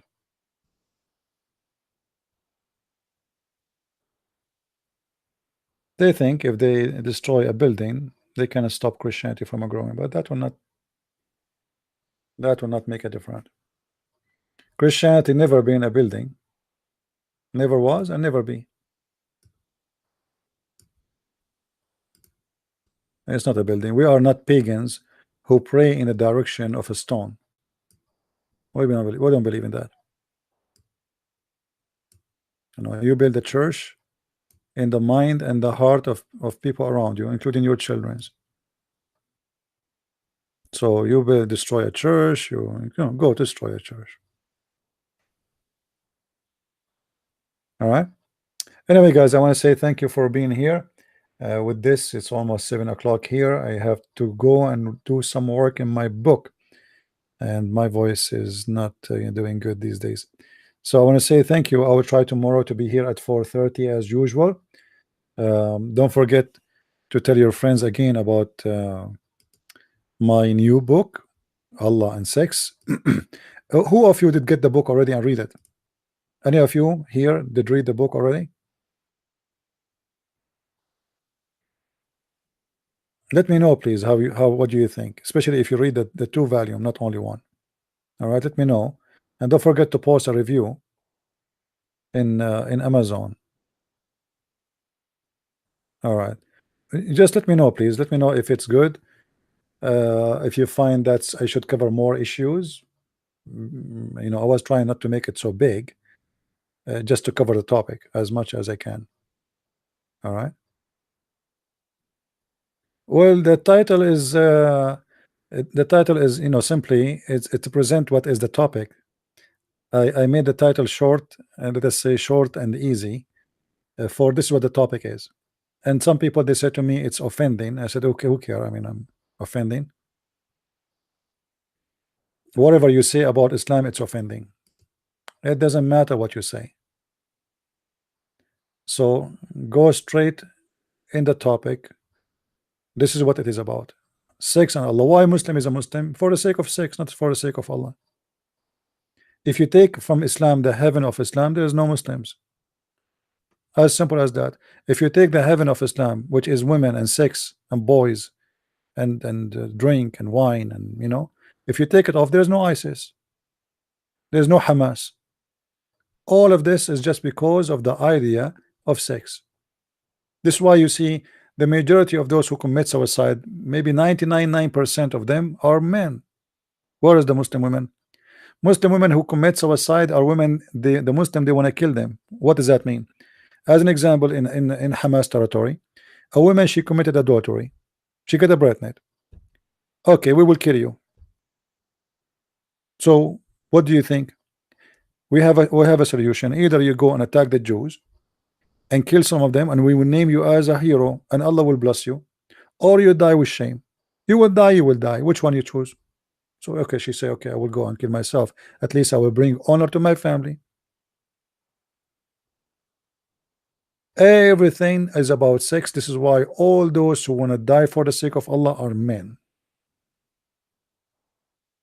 not women.